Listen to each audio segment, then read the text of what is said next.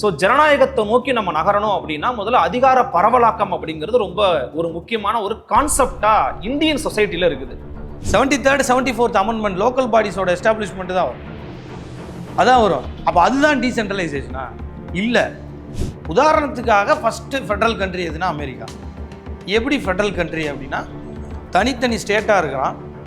தனித்தனி ஸ்டேட்னா என்னது? தனித்தனி நாடுகளாக இருக்கிறான். அந்த யுனைடெட் ஸ்டேட்ஸ் இருக்கு இல்லையா, அது வந்து எல்லாமே தனித்தனி நாடுகள்.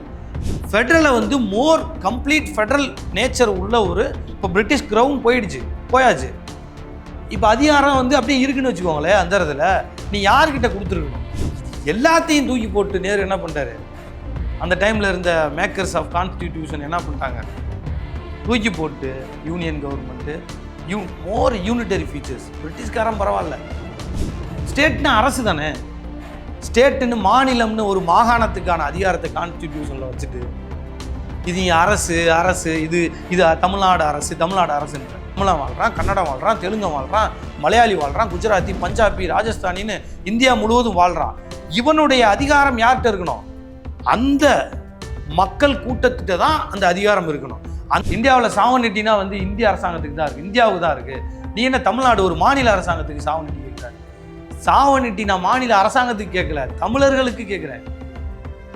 இன்னைக்கு எலெக்ஷன் நடக்குதுங்க. எலெக்ஷன் கமிஷனோட வெப்சைட்டு ஹிந்திலையும் இங்கிலீஷ்லையும் வச்சுருக்காங்க. ஏன் வச்சிருக்க அப்படி? அப்போ என்ன அர்த்தம்? இப்போ சொல்லுங்க, இறையாண்மை, என்னோட இறையாண்மை கேள்விக்குள்ளாகுதுல்ல. வி த பீப்புள் ஆஃப் இந்தியான்னு என்னங்க? நாங்கள் கேட்குறது வி த பீப்புள்ஸ் ஆஃப் இந்தியான்னு கேட்குறோம். எல்லா பேரும் சொல்லுவான் பீப்புள்ஸ் வேற, பீப்புள்னாலே ப்ளூரல்னு சொல்லுவான். பீப்புள்ஸ்ன்னு வேர்டு இல்லையுமா? பீப்புள்ஸ்ன்னு வேர்டு இருக்கு. தமிழ்நாட்டை உடைச்சு ரெண்டா இது ஒரு ஸ்டேட் இது ஒரு ஸ்டேட்டுன்னு சொல்லி தமிழ்நாட்டினுடைய கன்சர்ன் இல்லாமல் மாற்றலாம். பொலிட்டிக்கல் கிளைம் என்ன? இது வரைக்கும் ஒரு பொலிட்டிக்கல் எவால்விங் ப்ராசஸ் என்ன? ராஜமன்னார் கமிட்டியோட ரெக்கமெண்டேஷன்ஸை இந்த 40-50 வருஷமா எங்கள் கட்சி இவ்வளோ முன்னெடுத்துட்டு போயிருக்கு. சீமான் அண்ணன் ஒருத்தர் மட்டும்தான் இந்தியாவிலேயே கலெக்டிவ் சாவர்னிட்டின்னு ஒன்று பேசிக்கிட்டே இருக்காரு. அதிகாரம் என்ன அப்படின்றது புரிதலே இல்லாமல் சீமான் அவர்கள் பல்வேறு திட்டங்களை பல்வேறு விஷயங்களை பேசிடுறாரு. நெய்தல் படைன்னு சொல்கிறாரு. ஸோ இப்படியான விஷயங்கள் நிறைய விமர்சனத்துக்குள்ளாது இல்லையா? ஸோ இந்த அதிகார புரிதலோடு தான் நாம் தமிழர் கட்சி களம் காணுதா அப்படின்ற சீமான் அண்ணன் சொல்கிறாரு, எனக்கு நீ வரி கொடுக்கலன்னா நான் உனக்கு தரமாட்டேனா போடா அப்படின்றாரு. கலோக்கியலாக சொல்கிறார். சீஃப் மினிஸ்டர் வந்து ஒரு மேடையில் எனக்கு ஒரு நிமிடம் போதாது, என்னது எனக்கு ஒரு நிமிடம் ஆகாது, நான் வரி கொடுக்க மாட்டேன் என்று அப்படின்னு ஸ்டாலின் பேசினாரா இல்லையா? அடுத்து கொடி ஏற்றின உரிமையை கொண்டு வந்தீங்க. என்ன கொடி ஏற்றுனீங்க? இதில் என்னையா பெருமை உங்களுக்கு? தேசிய கொடி ஏற்றுற உரிமையை தானே வாங்கியிருக்கீங்க. தமிழ்நாட்டு கொடிவா நீங்கள் வாங்கினீங்க? கர்நாடகா கவர்மெண்ட்டில் தமிழ்நாட்டு கொடி ஏற்றுறான்ல, நீ என்ன பண்ணிட்டு இருந்த? நீ தேசிய கொடியை ஏற்ற உரிமையை பெற்றுட்டு வந்துட்டு கொடி இவர்கள் ஒரே ஆள்கிட்டே அதிகாரம் போயிடுவாங்க சார். அதனால கவர்னர் இருக்கிறது நல்லது தான் சார். ஏன்னா எல்லா ஆக்டும் போடும்போது சில மக்களுக்கு தேவை எது தேவையில்லைன்னு அவர் தானே ஒன்று. அப்போ நீங்கள் பிஎம்க்கு இருக்கிற அதிகாரத்தை ஏற்றுக்கிறீங்க. பிஎம்க்கு கண்காணிக்க ஆள் இல்லைல்ல. இது ஒரு லாங் டேர்ம் ப்ராசஸாக இருக்குது. கொஞ்சம் கொஞ்சமாக நீங்கள் உங்களை திருத்தி வர்றதுக்குள்ளே 3000 ஆயிரும். ஸோ அதுக்காண்டி இப்போ சடனாக நீங்கள் என்ன பிளான் செய்வீங்க? 2 அரக திமுக சட்டம் போட்ட திமுக அதை நிறைவேற்றலை. சீமான் அண்ணன் போய் ஒரே கூட்டம் தான், நீ போறியா இல்லை நான் போடுவேன்னாரு. நடந்துருச்சுல. இதுதான் வெற்றி. இத்தனை பேர் பட்டதாரி, இத்தனை பேர் பெண்கள். அவர் ஓப்பன் ப்ரெஸ் மீட்டில் எடப்பாடி நான் 17 பெண்களுக்கு வாய்ப்பு கொடுத்துருக்கேன், இளம் வேட்பாளர்களுக்கு வாய்ப்பு கொடுத்துருக்கேன். ஒரு ட்ராவல் தான். இப்போ இங்கே வந்திருக்கு, நீங்கள் இங்கே இருக்கிற எல்லா பேரும் ஐஏஎஸ் ஆயிடுவீங்களா? ஆயிரும். சரி, ஓகே, ஆயிடுங்க. சந்தோஷம், எனக்கும் நம்பிக்கை. உங்களை விடுங்க. அண்ணா நகரில் இத்தனை பேர் படிக்கிறான்ல, உங்கள் இன்ஸ்டியூட்னு சொல்ல மாட்டீங்க. அண்ணா நகரில் பல இன்ஸ்டியூட் இருக்குல்ல, இது படிக்கிற எல்லா பேரும் ஐஏஎஸ் ஆயிடுவானா? நீங்களும் வேட்பாளர் ஜெயிப்பாங்கன்னு நினச்சி தான் நீ பாட்டுறீங்க. இல்லை பிரதர், அதுதான் நான் சொல்ல வரேன். நாங்களும் ஜெயிப்போம்னு நினச்சி தான் படிக்கிறோம். அது படியா, நீ ஆகுயா, ஆனா சந்தோஷம்யா. இப்போ இங்கே இருக்காங்கல்ல அண்ணா நகரில் இன்ஸ்டியூட்டில், ஆயிடுவாங்களா ஆக முடியாதா? ப்ராக்டிக்கலாக சொல்லுங்க. கம்மி தான், பாசிபிலிட்டிஸ் கம்மி தான். அந்த ஒருத்தன் ஆகலை, மீதி எல்லா பேரும் ஆகிட்டீங்க. அத்தனை ஐஏஎஸ் ஆஃபீஸர் போட்டாங்க கவர்மெண்ட்டு, ஆகிட்டீங்க. ஒருத்தன் ஆகலையில் அவனோட லைஃப் வேஸ்ட்டாக. அந்த ஒரு 7 இயர்ஸ் ப்ரிப்பரேஷன் இருக்குல்ல, அது வேஸ்ட் இல்லையா? வேஸ்ட்டு கிடையாது. அப்புறம் அதே தான் வெற்றின்றது. தோல்வி எலெக்ஷனில் ஜெயிச்சாதான் வெற்றி கிடையாது. எங்களோட அந்த ட்ராவல் இருக்குல்ல, இதுதான் எங்களோட வெற்றி. உண்மையான தமிழ் தாய் வாழ்த்த தமிழ்நாடு எப்போ பாடும்? இப்போதான் சீமான் கூட்டத்தில் பார்த்துட்டு தான் தமிழ்நாடே பாடணும். கை தட்டுங்கப்பா. சீமான் அண்ணன் கூட்டத்துல தமிழ்நாடே பாடணும், ஸ்கூல்ல காலேஜ்ல எல்லா இடத்துலயுமே அந்த அந்த பாட்டு பாடணும். அது எப்ப நடக்கும்? எல்லாரும் ஓட் பண்ணுங்க, அண்ணன் முதல்வர். ஆனா அடுத்த நாள் அண்ணன் பதவி.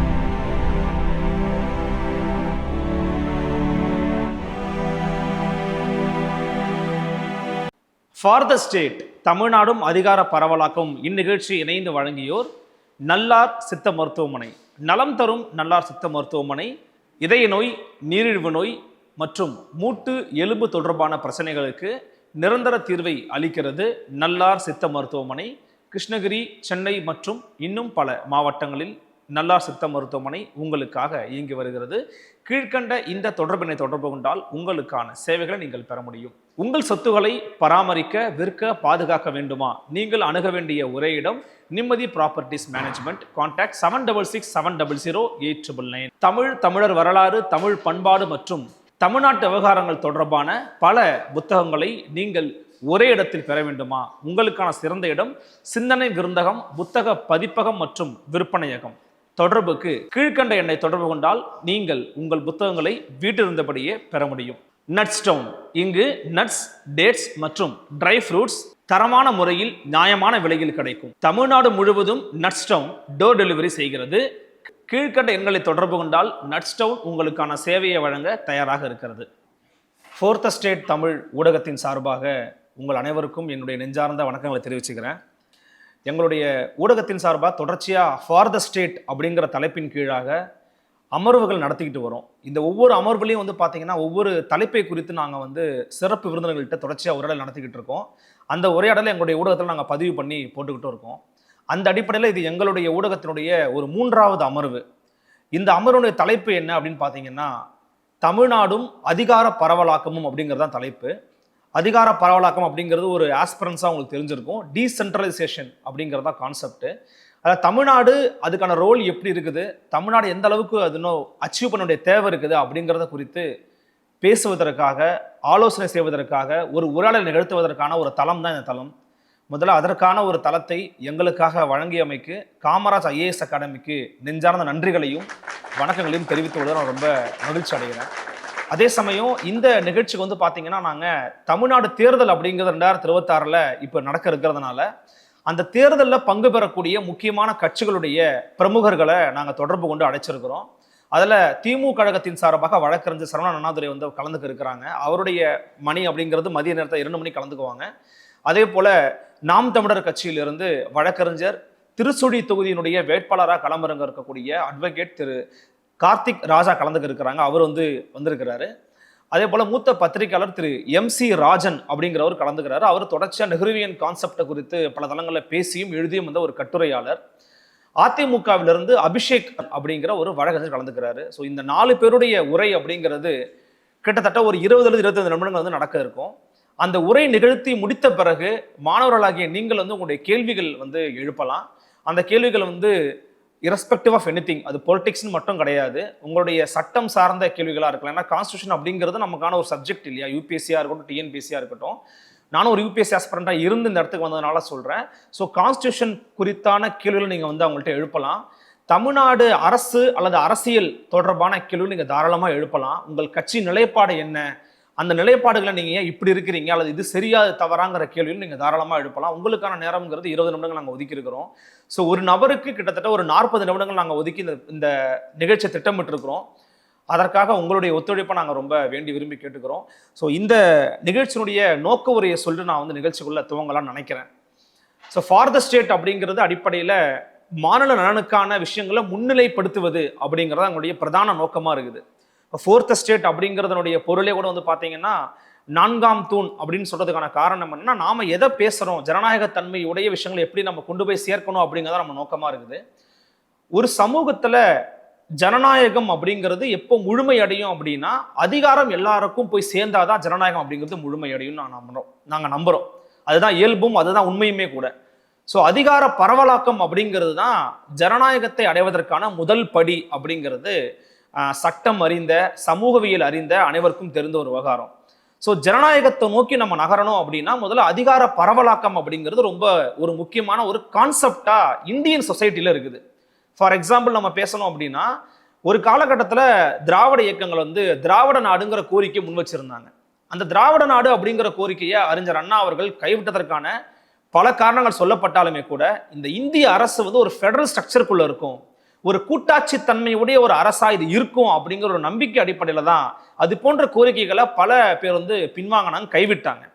அப்போ ரைட் டு சிசீட் அப்படிங்கிறத நோக்கி நகரக்கூடாது அப்படின்னா நமக்கு தேவை அப்படிங்கிறது அதிகாரம் தான். ஸோ சென்ட்ரல் யூனியன்ல இருந்து ஸ்டேட் கவர்மெண்ட்டுக்கு ஒரு அதிகாரம் வரணும், ஸ்டேட்ல இருந்து லோக்கல் பாடிஸுக்கு அதிகாரம் வரணும். அப்போ இந்த அதிகார பரவலாக்கம் இருந்தால் மட்டும்தான் ஒரு சொசைட்டி அப்படிங்கிறது ஜனநாயக தன்மையோட இந்த இந்திய கூட்டாட்சி அமைப்புக்குள்ள இயங்க முடியும் அப்படிங்கிறது தான் கான்செப்டா இருக்குது. ஸோ அது குறித்ததான ஒரு நீண்ட விரிவான உரையாடலை வந்து நம்ம தொடங்கணும், அது யங்ஸ்டர்ஸ் மத்தியில் கொண்டு போய் சேர்க்கப்படணும் அப்படிங்கிறதான் இந்த நிகழ்ச்சியினுடைய பிரதானமான ஒரு நோக்கமாக நாங்கள் வந்து முன்வைக்க விரும்புகிறோம். இந்த நிகழ்ச்சி எங்களோட இணைந்து வழங்குவதற்காக நிம்மதி ப்ராப்பர்ட்டிஸ் மேனேஜ்மெண்ட் மற்றும் நல்லார் சித்த மருத்துவமனை, நட்ஸ்டவுன் அந்த அவங்களும் சேர்ந்து நமக்காக வழங்குறாங்க. சிந்தனை விருந்தகம், புத்தக விற்பனகம் மற்றும் பதிப்பாளர், இவங்க 4 நம்மளுடைய நிகழ்ச்சியை வந்து இணைந்து வழங்குறாங்க. இந்த நிகழ்ச்சியில இன்றைக்கு நம்மளோட முதல் கருத்தாளராக நம்மோடு இணைந்து உங்களிடம் கருத்துக்களை பரிமாறுவதற்காக பேசுவதற்காக நம்மோடு இணைகிறார் நாம் தமிழர் கட்சியினுடைய திருச்சுழி சட்டமன்ற வேட்பாளராக அறிவிக்கப்பட்டிருப்பவரும் வழக்கறிஞருமான மரியாதைக்குரிய திரு கார்த்திக் ராஜா அவர்கள். அண்மையில இவருடைய ஒரு வீடியோ ரொம்பவே வைரல் ஆயிட்டு இருந்தது, மேபி நீங்க தொலைக்காட்சிகளை பார்த்துருந்தீங்கன்னா தெரிஞ்சிருக்கலாம். இவருடைய ஒரு உறவினருக்கு ஒரு சீர் கொண்டு போறதுக்காக திரு கார்த்திக் ராஜா அவர்கள் போகிற போது சங்க இலக்கிய நூல்களை கொண்டு போய் கொடுத்தாரு. சங்க இலக்கிய நூல் கொடுத்தது வந்து பார்த்தீங்கன்னா ரொம்பவே வந்து வைரலா பரவப்பட்டுச்சு. காரணம் என்னன்னா, மற்ற பொருட்களை கொடுப்பதை காட்டிலும் அடுத்த தலைமுறைக்கு வந்து நம்ம நூல்களை கொண்டு போய் கொடுக்கணும் அப்படிங்கிற ஒரு முக்கியமான வேலையை பண்ணியிருந்தாரு. மனமார்ந்த வாழ்த்துக்கள் ஃபர்ஸ்ட் ஆஃப் ஆல் அதுக்கு உங்களுக்கு. ஸோ அந்த அடிப்படையில் திரு கார்த்திக் ராஜா அவர்களை அவருடைய முதல் உரையினை வழங்குவதற்காக அழைக்கிறோம். தமிழ்நாடும் அதிகார பரவலாக்கமும். ப்ளீஸ். எல்லாருக்கும் என்னுடைய காலை வணக்கம். நண்பர் சொன்ன மாதிரி எனக்கு ஒரு அறிமுகத்தை கொடுத்தாரு. அதில் எல்லா பொருளும் சீராக கொடுத்தேன், புத்தகம் மட்டும் இல்லை, மற்ற பொருளை கொடுத்துட்டு நான் புத்தகம் கொடுத்தேன். புத்தகம் தான் நான் நிலையான, அது ஒரு செல்வம்னு சொல்லி அந்த அர்த்தத்தில் நம்ம கொடுத்தோம். அதுவும் முழுக்க தமிழர்களோட வரலாறு கொடுத்தோம். ரைட், இன்றைக்கி இந்த டாபிக் வந்து தமிழ்நாடும் அதிகார பரவலும்ன்ற இந்த டாபிக் இருக்கு இல்லையா, இதை வந்து மற்ற எல்லாரும் பேசுகிறதையும் விட நான் பேசுகிறதுக்கு கொஞ்சம் தகுதியான ஆளுன்னு நினைக்கிறேன். ஏன் அப்படின்னா, நான் கான்ஸ்டிடியூஷனில் வந்து பிஹெச்டி இப்போ பண்ணிகிட்ருக்கேன். நான் வந்து ஆய்வு மாணவர் நான். அதனால் அதுவும் என்னுடைய டாப்பிக்கும் இது தான். ஸோ இதில் கொஞ்சம் பேசுகிறதுக்கான இது இருக்குதுன்னு நினைக்கிறேன். ஸோ முதல்ல அதிகார பரவல் குறித்து நம்ம பேசுகிறோம்ல. இப்போ இந்தியாவிலையும் சரி, இந்தியாவில் ஸ்காலர்ஸாக இருக்கலாம், பொலிட்டீஷியன்ஸாக இருக்கலாம். ஏன் இப்போ நீங்கள் தமிழ்நாட்டை எடுத்திங்கன்னா, தமிழ்நாட்டுடைய அரசியலின் அடிப்படையே என்னது, இந்த மாநில சுயாட்சின்றதான். அவர் அண்ணாவை கோட் பண்ணும்போது கூட என்ன சொன்னார், அண்ணாதுரை வந்து அவர் ரைட் டு சக்சீடுக்கு போகாமல் தடுக்கிறதுக்கு என்ன பண்ணலாம் அப்படின்றது தான் அந்த காலகட்டத்தோட ஒரு பொலிட்டிக்கல் அடிப்படையாகவே இருந்திருக்கு. ஸோ அதிலிருந்து தான் தமிழ்நாடோட பாலிட்டிக்ஸே வந்து எமர்ஜ் ஆகுதுன்னு வச்சுக்கோங்களேன். ஸோ இந்த அதிகார பரவல் அப்படின்றது முக்கியமான ஒரு டாபிக். அதில் இப்போ நீங்கள் அதிகார பரவல் குறித்து நம்ம பேசணும்னா, முதல்ல அதிகாரம்னா என்னன்னு பேசணும்ல, எது அதிகாரம்னு பேசணும். இப்போது அருள்மொழி சொல்லும்போது கூட மத்திய அரசாங்கத்திலிருந்து அதிகாரம் பரவி மாநில ஸ்டேட்டுக்கு வரணும், ஸ்டேட்லேருந்து லோக்கல் பாடிஸ்க்கு வரணும்னு சொல்கிறார் இல்லையா. அப்போ இதுதானே எல்லாரோட, உங்களுக்கும் அந்த மாதிரியான ஐடியா தானே இருக்கும். இப்போ நம்மளோட சிந்தனையில் என்னமா அந்த கட்டமைக்கப்பட்டிருக்குன்னா, யூனியன், ஸ்டேட், லோக்கல் பாடிஸ் அப்படி தானே இருக்குது. ஸோ இந்த சிந்தனையே முதல்ல என்னை பொறுத்தளவில் தவறு.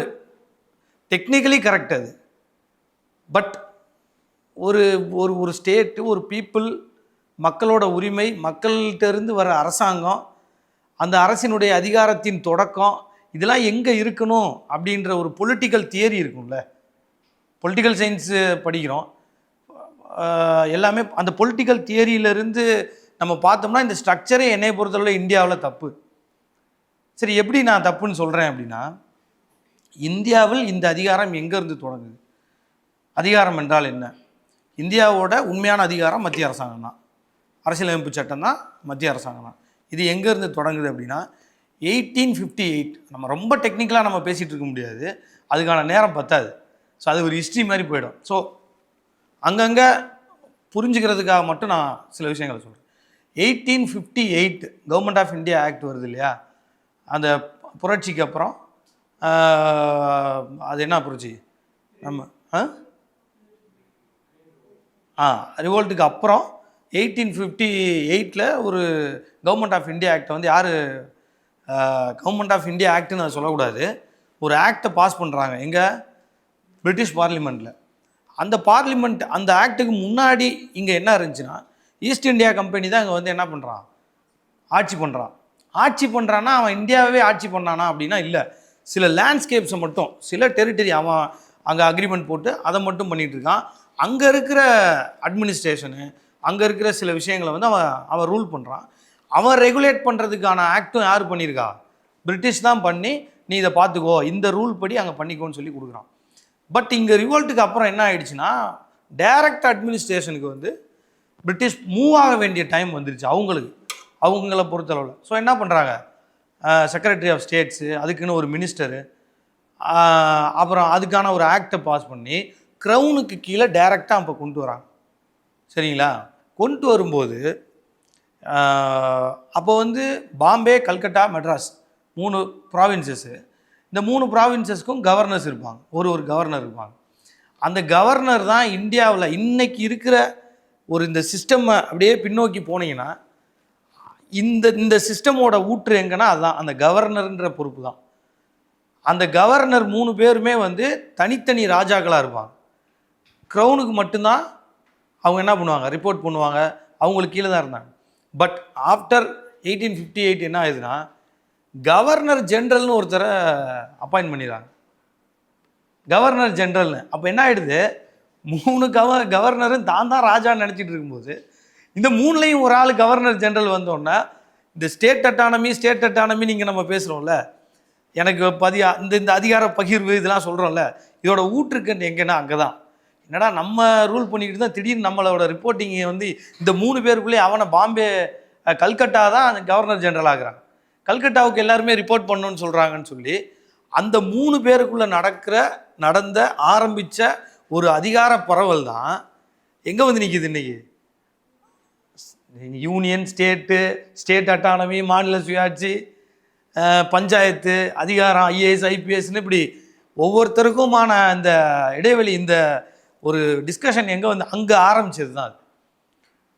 அந்த ஆக்டுக்கு அப்புறம் உங்களுக்கு தெரியும், அவங்க பிரிட்டிஷ் டைரெக்டாக இங்கே கண்ட்ரோல் எடுக்கிறாங்க. தென் 90s வந்து காங்கிரஸ் எமர்ஜ் ஆகிறாங்க. காங்கிரஸ் எமர்ஜ் ஆன பின்னாடி அதிகாரம் வந்து க்ரௌனுக்கிட்ட இருக்குது, கவர்னர் ஜென்ரல்கிட்ட இருக்குது, கவர்னர்கிட்ட இருக்கும்போது லோக்கல்ஸோட ரெப்ரசன்டேஷன் வேணுன்றதான் ஃபஸ்ட்டு போராட்டம். என்ன, நீ என்ன அதிகாரத்தை வச்சுக்கிட்டே இருக்க, நீ என்ன ரூல் பண்ணிகிட்டு இருக்க, பட் எங்களோட ரெப்ரசன்டேட்டிவே உள்ள இல்லையே.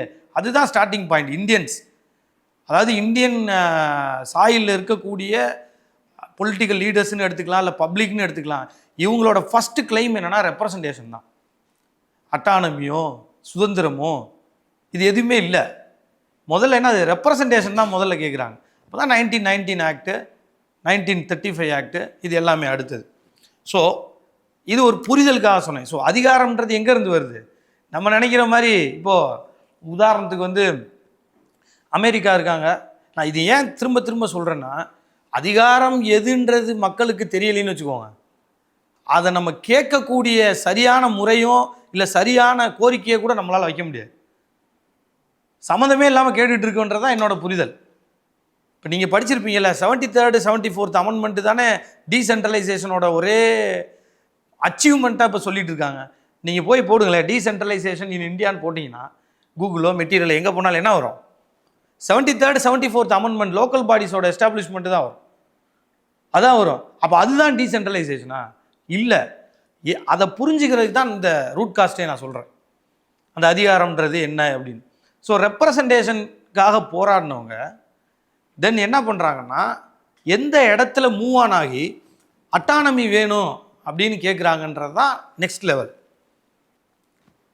1935க்கு முன்னாடி வெறுமனே ரெப்ரசன்டேஷன் இருந்துச்சு. இன்றைக்கி இருக்கிற கார்பரேஷன், இப்போ லோக்கல் பாடி சொல்கிறாங்க இல்லையா, நீங்கள் பஞ்சாயத்து ராஜ் கார்பரேஷன் இல்லாமல் கிராம பஞ்சாயத்தை பற்றி நீங்கள் எடுத்தீங்கன்னா, பஞ்சாயத்து ராஜ் எடுத்தீங்கன்னா என்ன வரும், 1994 ஆக்ட் வரும். 73rd 74th அமெண்ட்மெண்ட்டுக்கு அப்புறம் உருவாக்கப்பட்ட ஆக்ட் வரும். பட் கார்ப்பரேஷன் எடுத்தீங்கன்னு வச்சுக்கோங்க, கார்ப்பரேஷனோட ரூலு கார்ப்பரேஷனோட எடுத்தீங்கன்னா எந்த ஆக்ட்டுக்கு போகும்? 1920ஸ்க்கு போகும். 1920 ஆரம்பிக்கப்பட்ட உருவாக்கப்பட்ட கார்ப்பரேஷன் ஆக்ட்டுக்கு தான் போய் நிற்கும். அப்படின்னா என்ன அர்த்தம்? பிரிட்டிஷ் டைம்லேயே முதல் உருவாக்கப்பட்ட ரெப்ரசன்டேட்டிவ்ஸோட கூடிய ஒரு அமைப்பு எது? கார்ப்பரேஷன் தான். அந்த கார்ப்பரேஷன்லேயும் அந்த கார்ப்பரேஷன் எங்கே இருக்கும்? பிரிட்டிஷ்காரவங்க வாழ்ந்த பகுதிகள் அதிகமாக இருக்கும். அதில் அதிகாரிங்க, அதில் வேலை பார்க்குறவங்க இருந்த பகுதி இருக்கும். ஸோ அந்த ஆக்ட் தான். அந்த ஆக்டுக்கு அப்புறம் இந்த ப்ராவின்சஸ் இருக்கு இல்லையா, அப்புறம் 7 ப்ராவின்சஸ் ஆகிடுச்சு. மற்றதெல்லாம் நீங்கள் படிச்சிருப்பீங்க. ப்ராவின்சஸ் மற்ற ஏரியாலாம் இருக்கும். இந்த ப்ராவின்சஸில் காங்கிரஸோட கிளைம் என்னவா மாறுது அப்படின்னா 1920ஸ்க்கு அப்புறம் எங்களுக்கு ப்ரொவின்சியல் அட்டானமி வேணும். 1920ஸ்க்கு அப்புறம் என்ன ஆகிடுது? எலெக்ஷன்ஸ் கண்டக்ட் பண்ணுறாங்க. ரெப்ரசன்டேட்டிவ்ஸை வந்து கவுன்சிலுக்கு, ப்ராவின்சஸோட கவுன்சிலுக்குள்ளார இந்தியன் ரெப்ரசன்டேட்டிவ்ஸ் போகிறாங்க. இப்படி போகும்போது அதுலேயும் நாமினேட்டட் மெம்பர்ஸ் தான் பவர்ஸ் அதிகம். அதில் நாமினேட்டட் மெம்பர்ஸோட பவர்ஸ் அதிகமாக இருக்குது. அப்போ அதிகமாக இருக்கும்போது அப்போ என்ன பண்ணுறாங்க? காங்கிரஸோட கிளைமே எந்த இடத்துல ரெப்ரசன்டேஷனில் இருந்து ப்ரொவின்சியல் அட்டானமிக்கு சேஞ்ச் ஆகுது. 1930s அந்த டைம்லேயே என்ன ஆகுது? ப்ரொவின்சியல் அட்டானமிக்கு சேஞ்ச் ஆகுது. ஆஹா, இந்த கிளைமை விட்டோன்னா அது வந்து நம்மளோட ரூலிங்க்கே பிரச்சனை ஆகிடுன்ட்டு தான் என்ன பண்ணுறாங்க? அந்த கமிஷன் பேர் என்ன? சைமன் கமிஷன் வந்து 1935 ஆக்ட் கிரியேட் ஆகுது. ஸோ 1935 ஆக்ட் தான் என்னது? First government of India act. Likely அது ஒரு கான்ஸ்டிடியூஷன், ஒரு நம்ம கான்ஸ்டிடியூஷனாக எடுத்துக்கலாம். தனியாக இந்த நாட்டுக்குன்னு ஒரு சட்டத்தை பிரிட்டிஷ் பார்லிமெண்ட் வந்து என்ன பண்ணுறாங்க? எனாக்ட் பண்ணுறாங்க. ஸோ இந்த ப்ரொவின்ஷியல் அட்டானமின்ற கிளைம் எமர்ஜ் ஆகி தான் என்ன ஆகுது? 1935 ஆக்டே வருது. 1935 ஆக்ட் வந்துருச்சு. 1935 ஆக்டில் ஃபஸ்ட் டைம் இன் வேர்ல்டு என்ன பண்ணுறாங்கன்னா, ஒரு இப்போ உதாரணத்துக்கு ஃபெட்ரல் கண்ட்ரின்னு நம்ம சொல்கிறோம். நம்ம நாட்டை ஃபெட்ரல் கண்ட்ரின்னு சொல்கிறோம்ல. ஏன் ஃபெட்ரல் கண்ட்ரின்னு சொல்கிறோம்? சகோதரத்துவம் இல்லை. ஃபெட்ரல்ன்றது வந்து அட்மினிஸ்ட்ரேட்டிவ் ரிலேஷன் தான். ஃபெட்ரல் சொசைட்டிக்கும் கவர்மெண்ட்டுக்குமான ரிலேஷன் இல்லை. அட்மினிஸ்ட்ரேஷன், ரூலிங், அந்த கவர்மெண்ட்டோட செட்டப் தான் ஃபெட்ரல். அதிகார பகிர்வுக்கு தான் அதை வந்து அந்த அடிப்படையில் தான் அதை வந்து என்ன பண்ணுறாங்க? ஃபெட்ரல்ன்றாங்க. வேர்ல்டில் ஃபஸ்ட்டு ஃபெட்ரல் என்னென்னா USA தான். எதனால் அதை ஃபெட்ரல் அவங்களாம் சொல்லிக்கிட்டு, அது ஃபெட்ரல்ன்றது வந்து எப்படின்னா, இப்போ ஒரு கண்ட்ரி, என் பேர் கார்த்திக் ராஜா, இந்த தியரிக்கு பேர் இது, சயின்ஸில் ஒரு தியரி வரும்ல, அந்த மாதிரி ஃபெட்ரல் தியரியை வந்து என்ன பண்ண முடியாது? ஒரு கட்டத்துக்குள்ளார போட முடியாது. First Federal country America. ஒரு ஃப்ரேம் ஒர்க்குள்ளே அவங்க வர்றாங்க. சுவிட்சர்லாந்து ஒரு டைப் ஆஃப் ஃபெட்ரல் கண்ட்ரி, அவன் ஒரு ஃப்ரேம் ஒர்க்கை க்ரியேட் பண்ணுறான். ஸோ ஃபெட்ரல்லையே வந்து நம்ம ஒரு கான்செப்டுக்குள்ளார நிறுத்த முடியாது. உதாரணத்துக்காக ஃபஸ்ட்டு ஃபெட்ரல் கண்ட்ரி எதுனா அமெரிக்கா. எப்படி ஃபெட்ரல் கண்ட்ரி அப்படின்னா, தனித்தனி ஸ்டேட்டாக இருக்கிறான். தனித்தனி ஸ்டேட்னா என்னது? தனித்தனி நாடுகளாக இருக்கிறான். அந்த யுனைடெட் ஸ்டேட்ஸ் இருக்கு இல்லையா, அது வந்து எல்லாமே தனித்தனி நாடுகள். அந்த நாடுகள் வந்து பிரிட்டிஷ்க்கு அகைன்ஸ்டாக அங்கே பிரச்சனை வருது, போராடுறான். அவங்களுக்கு தெரியும், நீங்கள் ஹிஸ்ட்ரியில் படிச்சிருப்பீங்க, டேக்ஸ் இஷ்யூஸ்லாம் வந்து அங்கே இருக்கிற ஒயிட்டு வந்து பிரிட்டிஷ் ஒயிட்டுக்கு அகைன்ஸ்டாக போராட்டங்கள் நடந்து புரட்சி வந்து அங்கே என்ன பண்ணுறான்? ஒரு டைமில் வந்து இந்த 13 கண்ட்ரிஸும் சேர்ந்து நம்ம போராடினா தான் பிரிட்டிஷை தோக்கடிக்க முடியும்னு அவன் எல்லாரும் சேர்ந்து தோக்கடிச்சிட்டு தனக்குள்ளார ஒரு கம்யூனிட்டி மாதிரி ஒரு ஸ்ட்ரக்சரை கிரியேட் பண்ணுறான். அப்படின்னா என்ன? நாடுகள் எல்லாம் சேர்ந்து ஒரு ஸ்ட்ரக்சரை உருவாக்கி நம்ம காங்கிரஸ்னு ஒரு அமைப்பை வச்சுக்குவோம். நம்ம எல்லாரும் சேர்ந்து அந்த காங்கிரஸுக்கு ஒரு அதிகாரத்தை கொடுப்போம். அதிகாரத்தை கொடுத்து அந்த அதிகாரத்தில் டிஃபென்ஸு, மணி, இது கரன்சி, கம்யூனிகேஷன், இந்த மாதிரியான விஷயங்களெல்லாம் அது பார்க்கட்டும். அப்படி பார்த்தா தான் பவர்ஃபுல்லாக இருக்கும். இல்லைன்னா நம்ம தனித்தனியாக இருந்தால் பிரிட்டிஷ் மறுபடியும் நம்மளை ரூல் பண்ணிடுவாங்க அப்படின்னு சொல்லி ஒரு கட்டமைப்பை உருவாக்குறான். ஸோ தனித்தனியாக இண்டிபெண்ட் ஸ்டேட்ஸ் சேர்ந்து ஒரு ஆர்கனைசேஷனை உருவாக்கி அதிகாரத்தை எங்கேருந்து கொடுக்குறாங்க? யூனிட் ஸ்டேட்ஸ்லேருந்து அதிகாரம் மேலே போய் ஒரு ஆர்கனைசேஷன் உருவாகுது. இதுக்கு பேர் தான், இதுதான் ஃபெட்ரலிசம்ன்ற கான்செப்டோட ஸ்டார்டிங் பாயிண்ட். அப்படியே இங்கே கம்பேர் பண்ணுங்க இந்தியாவை, சம்மந்தமே இருக்காது. 1935 ஆக்டில் இது வந்து federal country, federal constitution, federal court, supreme கோர்ட்டோட பேர் ஃபெட்ரல் கோர்ட்டு, ஃபெட்ரல் கவர்மெண்ட் 1935 பிரிட்டிஷ்காரன் உருவாக்குனது ஃபெட்ரல். பட் எப்படி உருவாக்குனான்னா, தனித்தனியாக இருந்த நாடுகளை அது வரைக்கும் சேர்த்து ஃபெட்ரல்னு ஆக்கிட்டு இருந்த ஒரு முறையில், உலக முறையில் இவன் என்ன பண்ணுறான், பிரிட்டிஷ்க்கு கீழே ஒரு யூனிட்டாக இருந்த ஒரு கண்ட்ரியை உடைச்சு என்ன பண்ணுறான், ஸ்டேட்டாக மாற்றி அதிகாரத்தை ஃபெட்ரலாக உருவாக்குறான். இதுவே அந்த சைமனே சொல்லியிருப்பார். என்ன சொல்லியிருப்பாருன்னா, நாங்கள் ஒரு தலைகீழான முயற்சி இந்தியாவில் செஞ்சு பார்க்குறோம் அப்படின்னு சொல்லியிருப்பார் சைமன் அந்த ரிப்போர்ட்டில். ஸோ ஃபஸ்ட்டு குழப்பம் எங்கே வருது, காலனியாக நம்ம மாறினது தான் ஃபஸ்ட்டு குழப்பம். இன்னும் சொல்ல போனால் நம்மளை இன்னொருத்தனை ரூல் பண்ண விட்டதே தப்பு. சரி, ரைட், ஓகே. அப்படியே வரும்போது முதல் இன்னைக்கு இருக்கிற குழப்பங்களுக்கான ஊற்றுக்கண் எங்கே வருதுன்னா, 1935 ஆக்டில் ஒரு தலைகீழான ஃபெட்ரல் கண்ட்ரியை உருவாக்குனது தான். இப்படி உருவாக்கணும்னா என்ன ஆகிடுதுன்னா, 1935 to 1949 பார்த்தீங்கன்னா ஒன்றுமே பண்ண முடியலைங்க, யாராலையும் எதுவும் செய்ய முடியல. அதான் இது சிக்கல் தானே உங்களுக்கு. ஏன்னா இந்தியா எப்படி இருக்குன்னா, 1920s காங்கிரஸோட ஐயா மணியரசன் அடிக்கடி சொல்லுவார், அந்த இதை கோட் பண்ணுவார். 1920s அதுக்கு சரியாக தேதி ஞாபகம் இல்லை, காங்கிரஸ் கமிட்டி ஒரு அகமதாபாத்தோ எங்கேயோ நடந்த ஒரு அவங்களோட மாநாட்டில் தீர்மானம் என்னென்னா, மொழிவாரியான மாகாணங்கள் உருவாக்கப்படும், மொழியின் அடிப்படையில் மாகாணங்கள் எல்லாம் உருவாக்கப்பட்டு அவர்களுக்கான அதிகாரம் வழங்கப்படும்ன்றதான் அவங்களோட தீர்மானமே. அப்படின்னா என்ன அர்த்தம்னா, இந்தியன் சாயில் என்னவா இருக்குது அப்படின்னா, ஒரு துணைக்கண்டமாக இருக்குது, மொழி வழியாக தான் எல்லாருமே வாழ்ந்துட்டு இருக்கான். அவனுக்குள்ளார ஒரு கல்ச்சர், அவனுக்குள்ளார ஒரு யூனிட்டின்னு. எப்போ அண்டர் த பிரிட்டிஷே அப்படி தான் இருக்கிறான். அப்படிப்பட்ட டைமில் இவன் ஃபெட்ரல்னு சொல்லி ஒரு குழப்பினோன்னே இங்கே என்ன ஆயிடுச்சு, அட்மினிஸ்ட்ரேஷனில், மக்களோட ரெப்ரசன்டேஷனில் பயங்கர இஷ்யூஸ் ஆகுது. சரிங்களா? சரி, ரைட், இது கண்டினியூ ஆகுது. கண்டினியூ ஆன உடனே நெக்ஸ்ட் மூமெண்ட் என்ன ஆகிடுது, இண்டிபெண்டன்ஸ் மூமெண்ட்டாக மாறிடுது. ஸோ ப்ரொவின்ஷியல் அப்போவும் பிரிட்டிஷ்கிட்ட தான் அதிக ரூல் இருக்குது. ஃபெட்ரல் கண்ட்ரியாக இருந்தால் கூட பிரிட்டிஷ் க்ரௌனுக்கிட்ட தான் அதிகாரம் இருக்குது. மூமெண்ட் மறுபடியும் காங்கிரஸோட மூமெண்ட் எப்படி தொடருது, ப்ரொவின்ஷியல் அட்டானமின்னு தான் தொடருது. நீங்கள் அவர் ஜின்னா கேட்டது என்னது, ஃபஸ்ட்டு கேட்டது ப்ரொவின்ஷியல் அட்டானமி தான். எங்கே, பஞ்சாப் பாகிஸ்தான் இருக்கு இல்லையா, இப்போது அந்த பகுதி வந்து ஒரு ப்ராவின்ஸாக இருக்கும். அந்த ப்ராவின்ஸில் வந்து ப்ரொவின்ஷியல் அட்டானமி கேட்டவங்க தான் அவங்களாம், கேட்டுக்கிட்டே இருந்தது தான். அந்த 1935 to 49 வந்து ப்ரொவின்ஷியல் அட்டானமின்ற கிளைம் தான் கேட்டுகிட்டே இருக்கிறாங்க. அது எவால்வ் ஆகி இஷ்யூஸ் பெருசாகுது. இங்கே நடக்கிற பல கான்ஃப்ளிக்ட் இருக்குது ஹிஸ்ட்ரியில். அது என்ன ஆகிடுது, ஒரு இடத்துக்கு மூவ் ஆகி கம்ப்ளீட் இண்டிபெண்டன்ஸுக்கு போய் நின்றுது. கம்ப்ளீட் இண்டிபெண்டன்ஸுக்கு போய் நின்று நமக்கும் ஒரு டைமில் பல காரணங்கள்னால நமக்கு சுதந்திரம் கிடச்சிருது. கிடைச்ச உடனே 1949 கான்ஸ்டிடியூஷன் வந்தது. 1950 கான்ஸ்டிடியூஷன் ஆஃப் இந்தியா. இப்போ பாருங்கள், ஒருத்தன் என்ன பண்ணுறான், சம்மந்தமே இல்லாமல் தலைகீழாக ஃபெட்ரல் ஒரு யூனிட்டாக அவன் வச்சுருந்ததை தூக்கி ஃபெட்ரல்னு மாற்றி இவனா ப்ராவின்ஸ்னு ஒரு ஏரியாவை பிரித்து. இப்போ மைசூர் நீங்கள் அந்த ப்ராவின்ஸோட செட்டப்பை பார்த்தீங்கனாலே என்ன இருக்காது, தமிழ்நாடு, கேரளா, ஆந்திரான்னு இப்போ மாதிரி மொழிவாரிலாம் இருக்காது. இல்லை ரூலிங் இந்த சின்ன சின்ன மன்னர்கள் ஆண்டாங்களே அப்படியே வச்சுருந்தானா, அதுவும் இல்லை. ஏன்னா அவன் ஒரு குழப்பிட்டு போனான்னா, 1949 என்ன பண்ணிட்டாங்கன்னா, நீங்கள் என்ன பண்ணியிருக்கணும், நீங்கள் இப்போ படிச்சிங்கனாலும் தெரியும், 1935 ஆக்டோட 75% ஆஃப் ப்ரொவிஷன்ஸ் தான் வந்து இன்றைக்கி இருக்கிற கான்ஸ்டிடியூஷனில் இருக்குது. அப்படியே தான் வச்சுருக்கான்.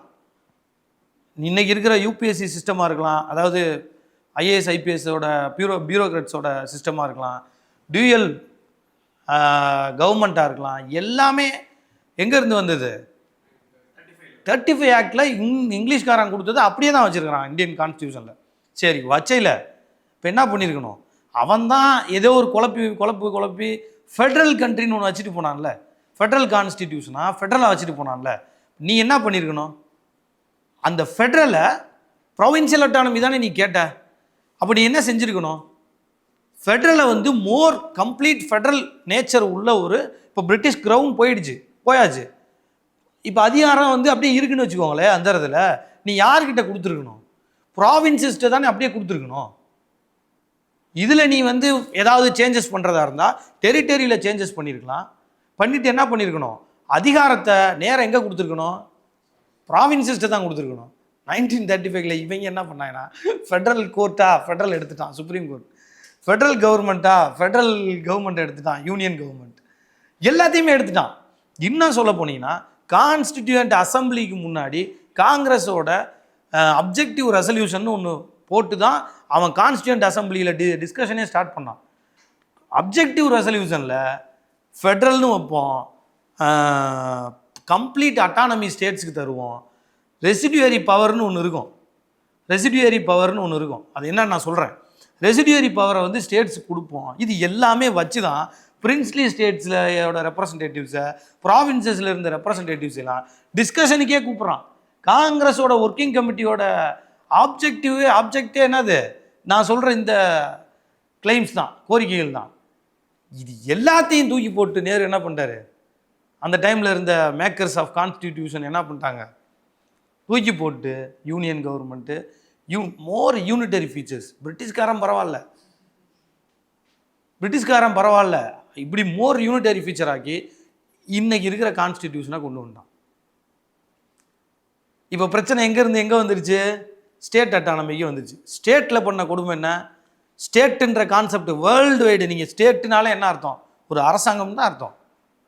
மாநிலம்னு என்ன இருக்கு, நீ ப்ராவின்ஸுன்னு சொல்லு, இல்லை லோக்கல் பாடின்னு சொல்லு, அது என்ன மாநிலம்னு தமிழில் நம்ம மொழியாக்கம் பண்ணுறோம்.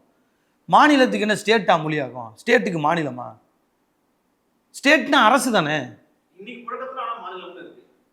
எதுக்கு அது என்ன அர்த்தம், அதுக்கு என்ன அர்த்தம், ஸ்டேட்டுனா ஸ்டேட்டு அரசு இல்லையா, நீ வந்து யூனிட் ஸ்டேட்டு வேற ஏதாவது ஒன்று வை. அப்போ நீ ஏமாத்துறதுக்கு நீ என்ன பண்ணுற, யூனியன் ஆஃப் ஸ்டேட்ஸ்னு பேரை வச்சுட்டு ஸ்டேட்டுன்னு மாநிலம்னு ஒரு மாகாணத்துக்கான அதிகாரத்தை கான்ஸ்டிடியூஷனில் வச்சுட்டு இது அரசு இது தமிழ்நாடு அரசுன்ற அரசுனா என்ன, மக்கள் தங்களுக்கான பிரதிநிதிகளை தன்னை ரூல் பண்ணக்கூடிய ஒரு கவர்மெண்ட்டை ஃபார்ம் பண்ணி அதுக்கு பேர் தான் என்னது அரசு. இப்போ நான் ஓட் பண்ணுறேன், அசம்பிளி எலெக்ஷனுக்கு ஓட் பண்ணுறேன், சீஃப் மினிஸ்டரை தேர்ந்தெடுக்கிறேன், எல்லாமே தேர்ந்தெடுக்கிறேன், ஆனால் என்ன அதிகாரம் என்கிட்ட இருக்குது, இப்போ தான் இந்த அதிகார பரவலாக்கிறதுக்கான இனிமேல் தான் கான்செப்டே இருக்குது. ஓகேவா, இது ஒரு அண்டர்ஸ்டாண்டிங்காக நான் சொல்கிறது.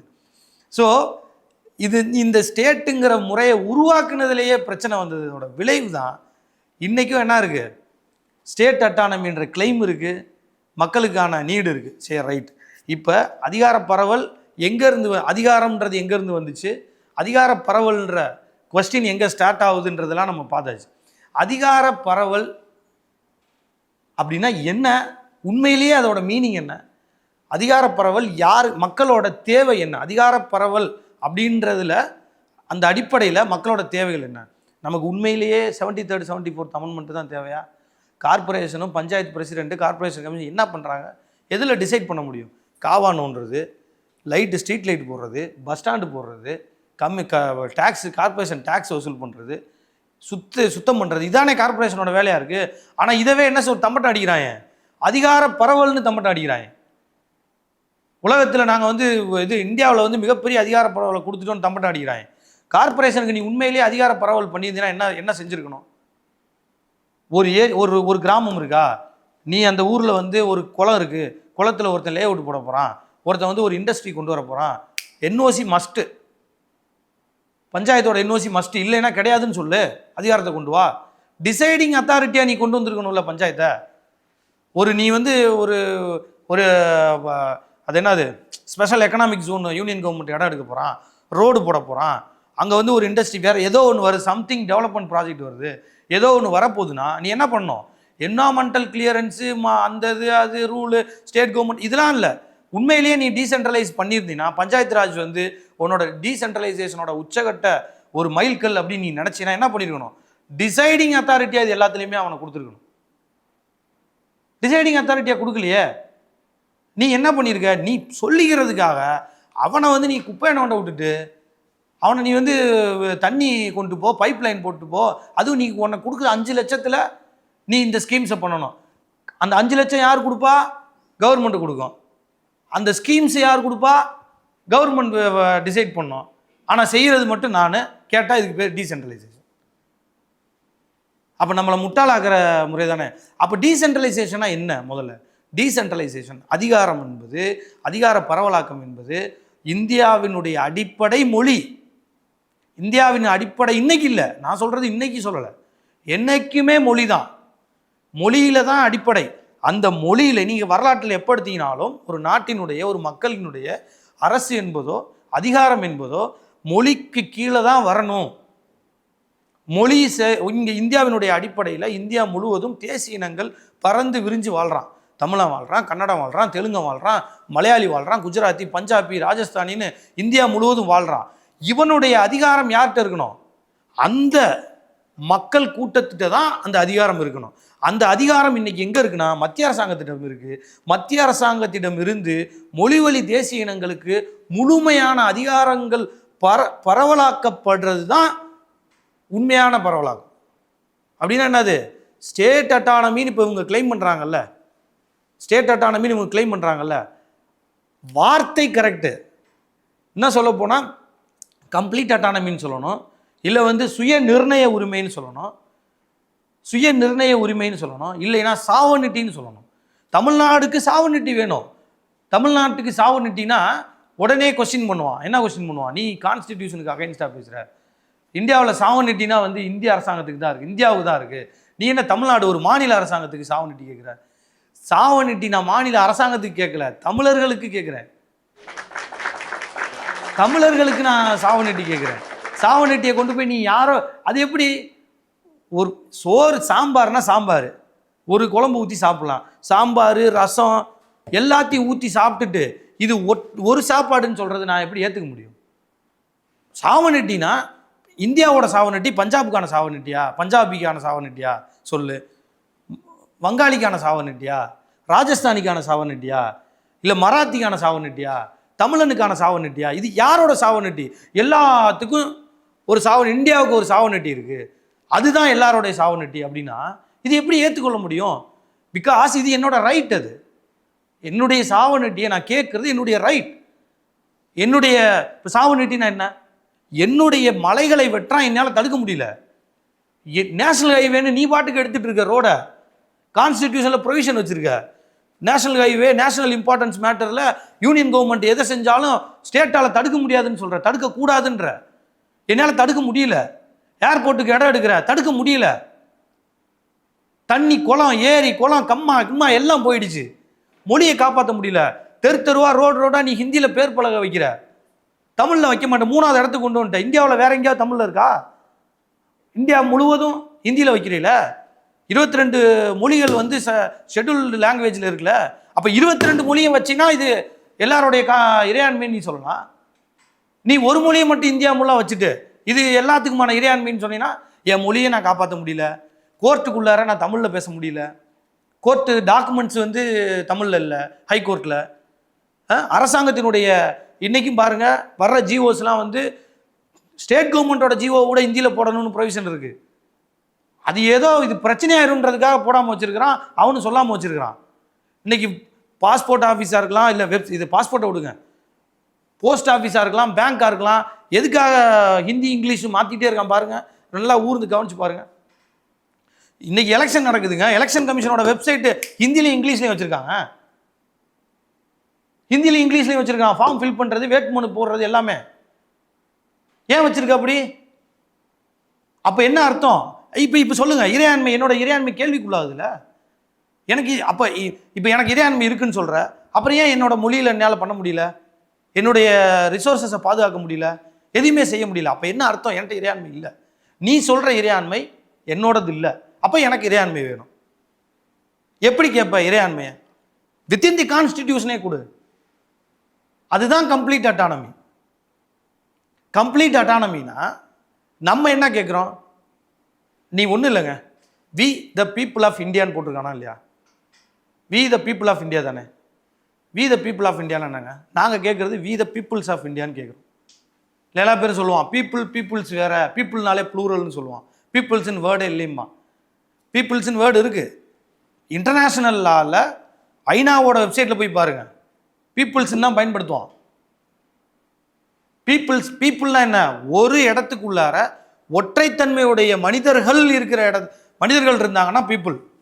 வேற வேற தன்மை உள்ள மனிதர்கள் ஒரு இடத்துல கூட்டமாக இருக்கிறாங்க, அவங்க எல்லாத்தையும் சேர்த்து ஒரு வார்த்தையில் சொல்லணும்னா பீப்புள்ஸ்ன்னு சொல்லணும். அது இருக்கு. நீ இந்தியாவை போடும்போது நீ என்ன பண்ணியிருக்கணும்? வி த பீப்புள்ஸ் ஆஃப் இந்தியான்னு தானே போட்டிருக்கணும். அப்படி தானே போட்டிருக்கணும். நீ ஏன் பீப்புள் ஆஃப் இந்தியா? நான் என்ன இந்தியன் பீப்புளா? நான் இந்தியனா? என்னோட nationality Tamil, citizen of India. நான் என்னை எப்படி நீ என்னைய கேட்காமலே, என்னோட அதிகாரம் இல்லாமலே நீ எப்படி என்னை பீப்புள் ஆஃப் இந்தியான்னு இது இப்போ இந்தியன் நேஷனல்னு எப்படி சொல்லலாம்? Indian citizen. அப்போ நீ வி த பீப்புள்ஸ் ஆஃப் இந்தியான்னு முதல்ல பிரியாம்பில் மாற்று, பார்லிமெண்ட்டில் மாற்று, ஸ்டேட் ரீஆர்கனைசேஷன் ஆக்டை மாற்று. நீ ஸ்டேட்டுக்கு இறையாண்மை சொல்லுவான். ஸ்டேட்டுக்கு வந்து நான் ஒரு ப்ரொஃபஸருக்கு வந்து நான் என்னோட ஃபஸ்ட்டு டிசி மீட்டிங்கில் நான் ப்ரெசென்ட் பண்ணும்போது, என்ன தம்பி ஆல்ரெடி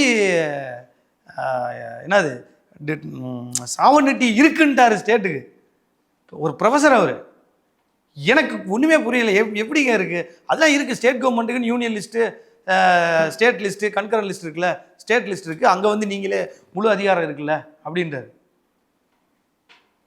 ஸ்டேட் ரீஆர்கனைசேஷன் ஆக்டில் நீங்கள் ஸ்டேட்டோட கன்சர்னே இல்லாமல் ஒரு ஸ்டேட்டை மாற்றிடலாம். தமிழ்நாட்டை உடைச்சு ரெண்டா, இது ஒரு ஸ்டேட் இது ஒரு ஸ்டேட்டுன்னு சொல்லி தமிழ்நாட்டினுடைய கன்சர்ன் இல்லாமல் மாற்றலாம். இப்போ எனக்கு என்ன அதிகாரம் இருக்குது? என்ன அதிகாரம் இருக்குது? பாண்டிச்சேரியில் வாழ்கிறவன் தமிழனா இல்லையா? பாண்டிச்சேரி தமிழ்நாடு தானே, தமிழ்நாடு மாநிலம் தானே. எதுக்கு இன்ன வரைக்கும் பிரிட்டிஷ்காரன் வச்சதை நீ வச்சுருக்க? உலக பிரெஞ்சுக்காரன் தானே இருந்துச்சு. நீ எடுத்தில, இண்டிபெண்டன்ஸ் வாங்கிட்டில, எல்லாத்தையும் சேர்த்தில, அங்கே சேர்த்த, பஞ்சாபை சேர்த்த, மராத்தியை சேர்த்த, எல்லா இடத்துலையும் சேர்த்தில. பாண்டிச்சேரி எதுக்கு யூனியன் டெரிட்டரி வச்சுருக்க? தமிழ்நாட்டோட சேர்க்கணும்ல. என்னுடைய மக்கள் வாழ்கிற பகுதியவே என்னால் என்ன செய்ய முடியல? என்னுடைய மாநிலத்தின் கீழே ஒரு நாடா, ஒரு அரசாங்கமா, ஒரு கோரிக்கையா என்னால் எதுவுமே செய்ய முடியல. புரியுதுங்களா உங்களுக்கு? அப்போ கம்ப்ளீட் அட்டானமிங்கிறது எனக்கு வந்து கம்ப்ளீட் அட்டானமி வேணும்னு கேட்கணும். யாரு? இவன் மாதிரி பூச்சாண்டி காட்டக்கூடாது. ராஜமன்னார் கமிட்டி போடுறேன். இந்தியாவில் என்ன நடந்துச்சு?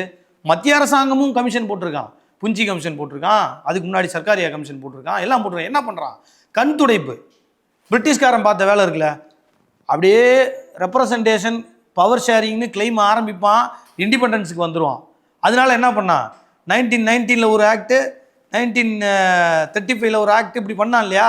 இன்னும் சொல்ல போனால் அதுக்கு முன்னாடி 1770ஸ்லேயே இங்கே அவன் ஆக்ட் பாஸ் பண்ணி தான் ஈஸ்ட் இந்தியா கம்பெனியை ரூல் பண்ணுறதுக்கு ரெகுலேட் பண்ணுவான். ஒவ்வொரு ஆக்டாக போட்டு வந்து இங்கே பிரச்சனை நடந்தோன்னே 1858 ஆக்டு, அடுத்து ஒரு பிரச்சனை வர்றதுக்கு முன்னாடி 1919 ஆக்டு, அடுத்து ஒரு கமிட்டியை போட்டு, இந்த கமிட்டி போடுற பழக்கம் பிரிட்டிஷ்காரன். இவங்க எல்லாம் அடிமைகளுங்க. இந்த அரசாங்கம்லாம் பிரிட்டிஷ்காரன் என்ன பண்ணுவான்? மாண்டேவி செம்ஸ் போட அனுப்புவான், அவர் ஒரு ரிப்போர்ட்டை போடுவார், உடனே ஒரு ஆக்ட் வரும். சைமன் அனுப்புவார், ஒரு ரிப்போர்ட்டை போடுவார், ஒரு ஆக்ட் வரும். சுதந்திரமே வந்து அதுக்கு பேர் என்னது?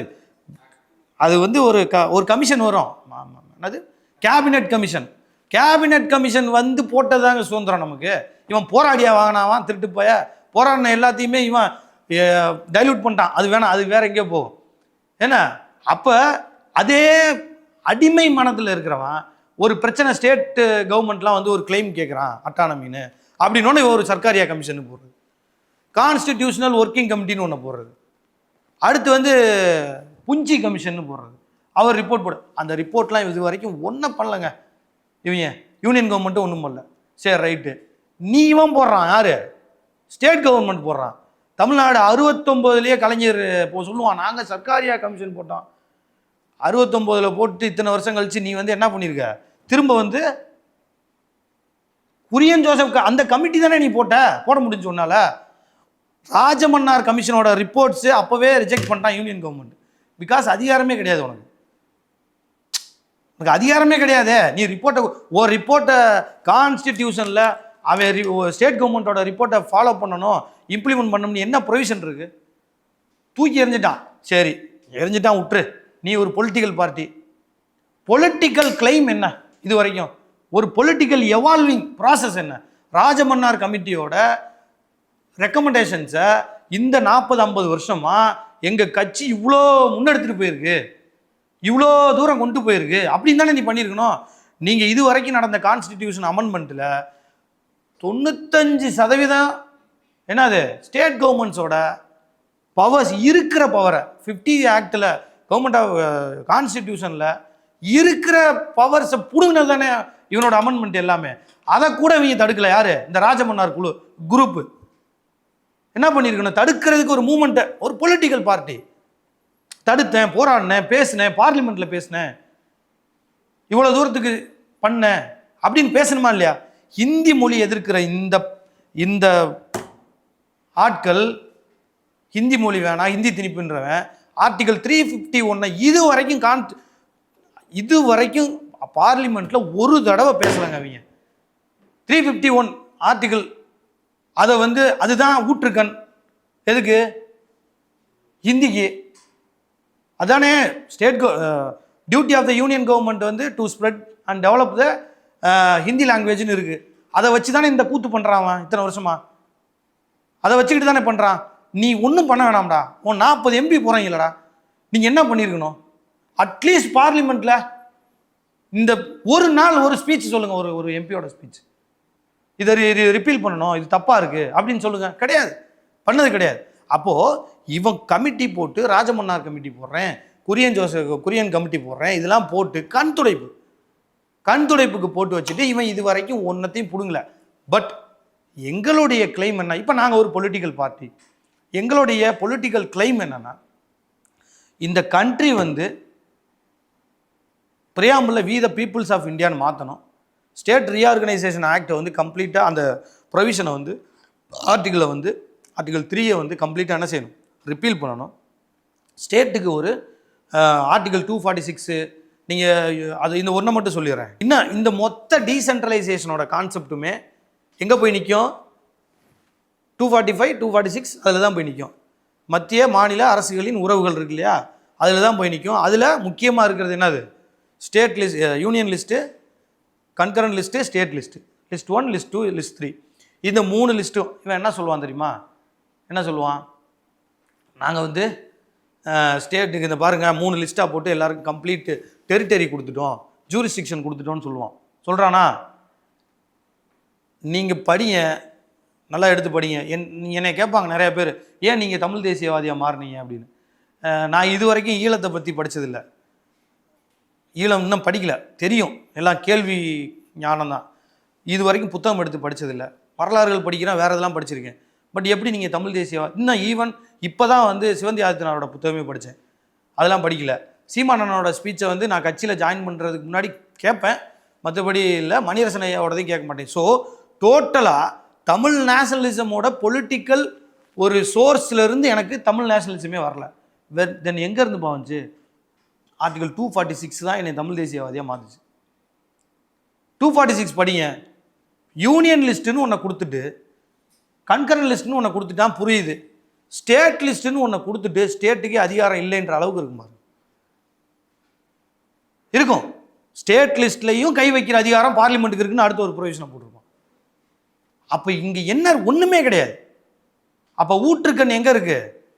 கான்ஸ்டிடியூஷனில் தான் இருக்குது. கான்ஸ்டிடியூஷனை இந்த தனி கான்ஸ்டிடியூஷன் வேணும். ஒவ்வொரு ஸ்டேட்டுக்கும் ஒரு கான்ஸ்டிடியூஷன் வேணும். பார்லிமெண்ட்டே எனாக்ட் பண்ணட்டும். தனி கான்ஸ்டிடியூஷன் வேணும். அந்த கான்ஸ்டிடியூஷனில் சில துறைகள், வெஸ்ட் பெங்காலில் கம்யூனிஸ்ட் கட்சி, இப்போ இவன் போட்டான்ல ராஜமன்னார் கமிஷனு, இவன் குரியன் கமிஷன் போட்டிருக்கான்ல ஸ்டேட் கவர்மெண்ட், அது மாதிரி வெஸ்ட் பெங்காலில் போட்டிருக்கான் 88ன்னு நினைக்கிறேன், அவங்க போட்டிருக்காங்க. அது நல்லாயிருக்கும். இன்னும் சொல்ல போனால் இவங்களோட அது நல்லாயிருக்கும். கம்ப்ளீட்டாக கேட்டிருப்பாங்க. அதுவும் rejected by union government. But அதில் என்ன சொல்லுவாங்கன்னா, கரன்சி, டிஃபென்ஸு, டெலிகம்யூனிகேஷன் இந்த மாதிரியான துறைகளை மட்டும் யூனியன் கவர்மெண்ட் வச்சுட்டு மீதி எல்லா கம்ப்ளீட் துறைகள் எல்லாத்தையுமே என்ன செய்யணும்? ஸ்டேட் கவர்மெண்ட்டுக்கு கொடுக்கணும். அதான் அவங்களோட ரெக்கமெண்டேஷன். கவர்னர் இருக்கவே கூடாது. கவர்னர் எதுக்கு? கவர்னர் தேவையில்லை. அப்பாயிண்டட் பொசிஷன் ஒரு எலெக்டட் ரெப்ரசன்டேட்டிவை கண்ட்ரோல் பண்ணுறது மாதிரியான ஒரு பொசிஷன் எதுக்கு டெமோக்ராட்டிக் கண்ட்ரியில்? இருக்கவே கூடாது. கவர்னரை பற்றி பேசினாலும் இன்னும் கொஞ்சம் நேரம் போகும். அதுலேயும் அவ்வளவு அபத்தமான விஷயங்கள் வச்சுருக்காங்க. ஸோ இந்த கான்ஸ்டிடியூஷன் தான் சுப்ரீம் கோர்ட்டில் கவர்னர் குறித்த இவ்வளவு இஷ்யூஸ் போச்சு இல்லையா? State government versus Tamil Nadu government versus governor, Tamil Nadu governor case, S R Bommai case, இந்த கேஸ்லாம் நீங்கள் படிச்சிருப்பீங்க. இதில் எல்லாத்துலேயுமே பார்த்தீங்கன்னா இந்த கவர்னர் ஆர்டிகிள் கவர்னர் ரிலேட்டடான ஆர்டிகிள் இருக்கிற குழப்பங்களை தெளிவுபடுத்தியிருப்பாங்க. பட் கான்ஸ்டிடியூஷனில் குழப்பமாக தான் இருக்குது, தெளிவாக இல்லை. ஏதோ ஜட்ஜஸ் கொஞ்சம் நல்லா, அவங்க சுப்ரீம் கோர்ட் ஜட்ஜஸ் அந்த டைமில் இருக்கிறவங்க சரியாக இருந்ததுனால இது இந்த மாதிரியான வந்துச்சு. அப்போ இது எல்லாத்தையுமே மாற்றணுன்றதான் நாம் தமிழர் கட்சியினுடைய எங்களுடைய எதிர்கால கோரிக்கை. எங்கள் கொள்கை வந்து இதன் அடிப்படையில் தான். இந்தியா தேசிய இனங்களின் அடிப்படையில் உள்ள நாடு. தேசிய இனங்கள் அடிப்படையில் நீங்கள் தெரிஞ்சோ தெரியாமலோ மொழி வழி மாநிலங்களாக இந்த ப்ரெஷர் தாங்காமல் பிரிச்சுட்டீங்க. அதன் அடிப்படையில் கம்ப்ளீட் அட்டானமியை ஒவ்வொரு ஸ்டேட்டுக்கும் கொடுக்கணும், தனி கான்ஸ்டிடியூஷன் கொடுக்கணும். சீமான் அண்ணன் ஒருத்தர் மட்டும்தான் இந்தியாவிலேயே கலெக்டிவ் சாவர்னிட்டின்னு ஒன்று பேசிக்கிட்டே இருக்காரு. கலெக்டிவ் சாவர்னிட்டின்னு ஒரு விஷயத்தை பேசுறது சீமான் அண்ணன் மட்டும்தான். கலெக்டிவ் சாவர்னிட்டிங்கிறது இந்தியாவினுடைய இறையாண்மை என்பது எல்லா மக்களும் சேர்ந்து, எல்லா தேசிய இனங்களுடைய இறையாண்மையும் சேர்ந்தது தாண்டா உன்னோட இறையாண்மை. ஓ இறையாண்மை எனக்கு பிரித்து கொடுக்காத. இந்தியாவினுடைய இறையாண்மை தமிழனோட இறையாண்மை கிடையாது. தமிழனுடைய இறையாண்மை, கண்ணனுடைய இறையாண்மை, தெலுங்கனுடைய இறையாண்மை எல்லாம் சேர்ந்து ஒன்று இருக்குன்னா மேபி இந்தியாவினுடைய இறையாண்மையாக இருக்கலாம். கலெக்டிவ் சாவர்னிட்டின்றத அண்ணன் ஒருத்தர் தான் பேசுகிறாரு. ஸோ இதுக்கு வந்து கம்ப்ளீட் வெர்ஷன் கிடையாது, ஒரு டெஃபினிஷன். இப்போ அண்ணன் சொல்கிறாருன்னா அது ஒரு பொலிட்டிக்கல் கிளைம், பொலிட்டிக்கல் ஒரு ஸ்டேட்மெண்ட், ஒரு பொலிட்டிக்கல் ஃபியூச்சரிஸ்டிக் ஒரு என்ன சொல்கிறது, ஒரு விருப்பமாக கூட இருக்கலாம், சரிங்களா? பட் இதை நோக்கி தான் இந்தியன் பொலிட்டிக்கல் தியரி மூவ் ஆகணும். மூவ் ஆனால் தான் இங்கே ஒரு ப்ராப்பர் ஒரு என்ன சொல்கிறது, அதிகார பரவலோ இல்லை நீங்கள் எதை எடுத்துக்கிட்டீங்கனாலும் சரி, மக்களுக்கான விடுதலையோ பிரச்சனை இல்லாமல் இவன் வந்து இந்த ரூட்டை மாற்றுறதுக்கு பிரிட்டிஷ்காரன் எடுத்த அதே ஆயுதம். தனித்தனியாக மொழி வழி இங்கே இருக்கிறது தெரியும் அவனுக்கும். இங்கே இப்படி இருந்தானுங்கன்னா நம்மளை ஆள விட மாட்டானுங்கன்னா தான் இந்து முஸ்லீம் பிரச்சனையே அந்த டைமில் ஆரம்பித்தது தான். எந்த டைமில்? நீங்கள் பிரிட்டிஷ்க்கு முன்னாடி இந்து முஸ்லீம் பிரச்சனை இருந்துச்சா? ஹிஸ்ட்ரியில் படிங்க. கலவரம்னு ஏதாவது இது வரைக்கும் நான் படித்ததில்லை. என் அறிவு கெட்டின வரைக்கும் பிரிட்டிஷ்க்கு முன்னாடி இந்து முஸ்லீம் கலவரம் நடந்ததாக இது வரைக்கும் நான் படிக்கல. ஏதோ எனக்கு தெரிஞ்ச கொஞ்சம் நாலேஜில். அவன் கையில் எடுத்தானா ஆஃப்டர் இண்டிபெண்டன்ஸ் மத்தியில் ஆளக்கூடியவங்க எடுத்துட்டாங்க. கான்ஸ்டியூண்ட் அசம்பிளியை படித்தாலே தெரிஞ்சிடும். அந்த 1940 to 50 10 வருஷம் முஸ்லீம் லீக்கோட டெவலப்மெண்ட் இல்லைன்னா ட்ராவல், காங்கிரஸோட டெவலப்மெண்ட் ட்ராவல், இந்து முன்னணியோட டெவலப்மெண்ட் ட்ராவலை படிச்சிங்கனாலே என்ன ஆகிடும், நீங்கள் என்ன தெரிஞ்சிடும், ஏன் இந்து முஸ்லீம் பிரச்சனைக்கு இவன் வந்து இந்தியாவில் வந்து கொண்டு வரான்றது தெரிஞ்சிடும். பிகாஸ் இல்லாத ஒன்றை உருவாக்கி ஏதோ இந்தியானாலே ஹிந்து முஸ்லீம்ன்ற மாதிரி ஆக்கி மொழி வழி தேசிய இனங்கள்னு ஒன்று இங்கே இருக்குன்றதே மறைச்சிட்டான். இந்தியாவினுடைய அடிப்படை பிரச்சனை மொழி வழி தேசிய இனங்களுடைய பிரச்சனை. அதற்கான தீர்வு மொழி வழி தேசிய இனங்கள் அடிப்படையில் அமைந்திருக்கிற அரசாங்கங்களை என்ன செய்யணும், அவங்களுக்கான கம்ப்ளீட் அட்டானமி கொடுக்கணும், தனி கான்ஸ்டிடியூஷன் வேணும், வி த பீப்புள்ஸ் ஆஃப் இந்தியான்னு மாற்றணும். பிரியாம்பில் சிட்டிசன்ஷிப் ஆக்ட் வந்து ஸ்டேட்டுக்கு கொடுக்கணும், ஸ்டேட்டு தான் சிட்டிசன்ஷிப் கொடுக்கணும், நீ கொடுக்கக்கூடாது. 2 சிட்டிசன்ஷிப் கூட வச்சுக்கோ, யூஎஸ்ஏ மாதிரி 2 சிட்டிசன்ஷிப் கூட வச்சுக்கோ. பட் இங்கே நம்ம கொடுக்கணும். நம்ம ஈழ உறவுகளுக்கு நம்மளால் கொடுக்க முடியல. இன்றைக்கி அகதியாக தானே வந்து உட்காந்துருக்குறான். 50ஸ்க்கு முன்னாடி பிரிட்டிஷ் காலத்தில் கூட இவ்வளோ ரெஸ்ட்ரிக்ஷன்ஸ் கிடையாது வந்து வாழ்கிறதுல. பட் இன்றைக்கி இருக்குல்ல. தீவிரவாதத்தை நீ சொன்னீங்கன்னா பாகிஸ்தானில் இருக்கிற இந்து இங்கே வந்தால் இந்தியன் ஆயிடுவார்.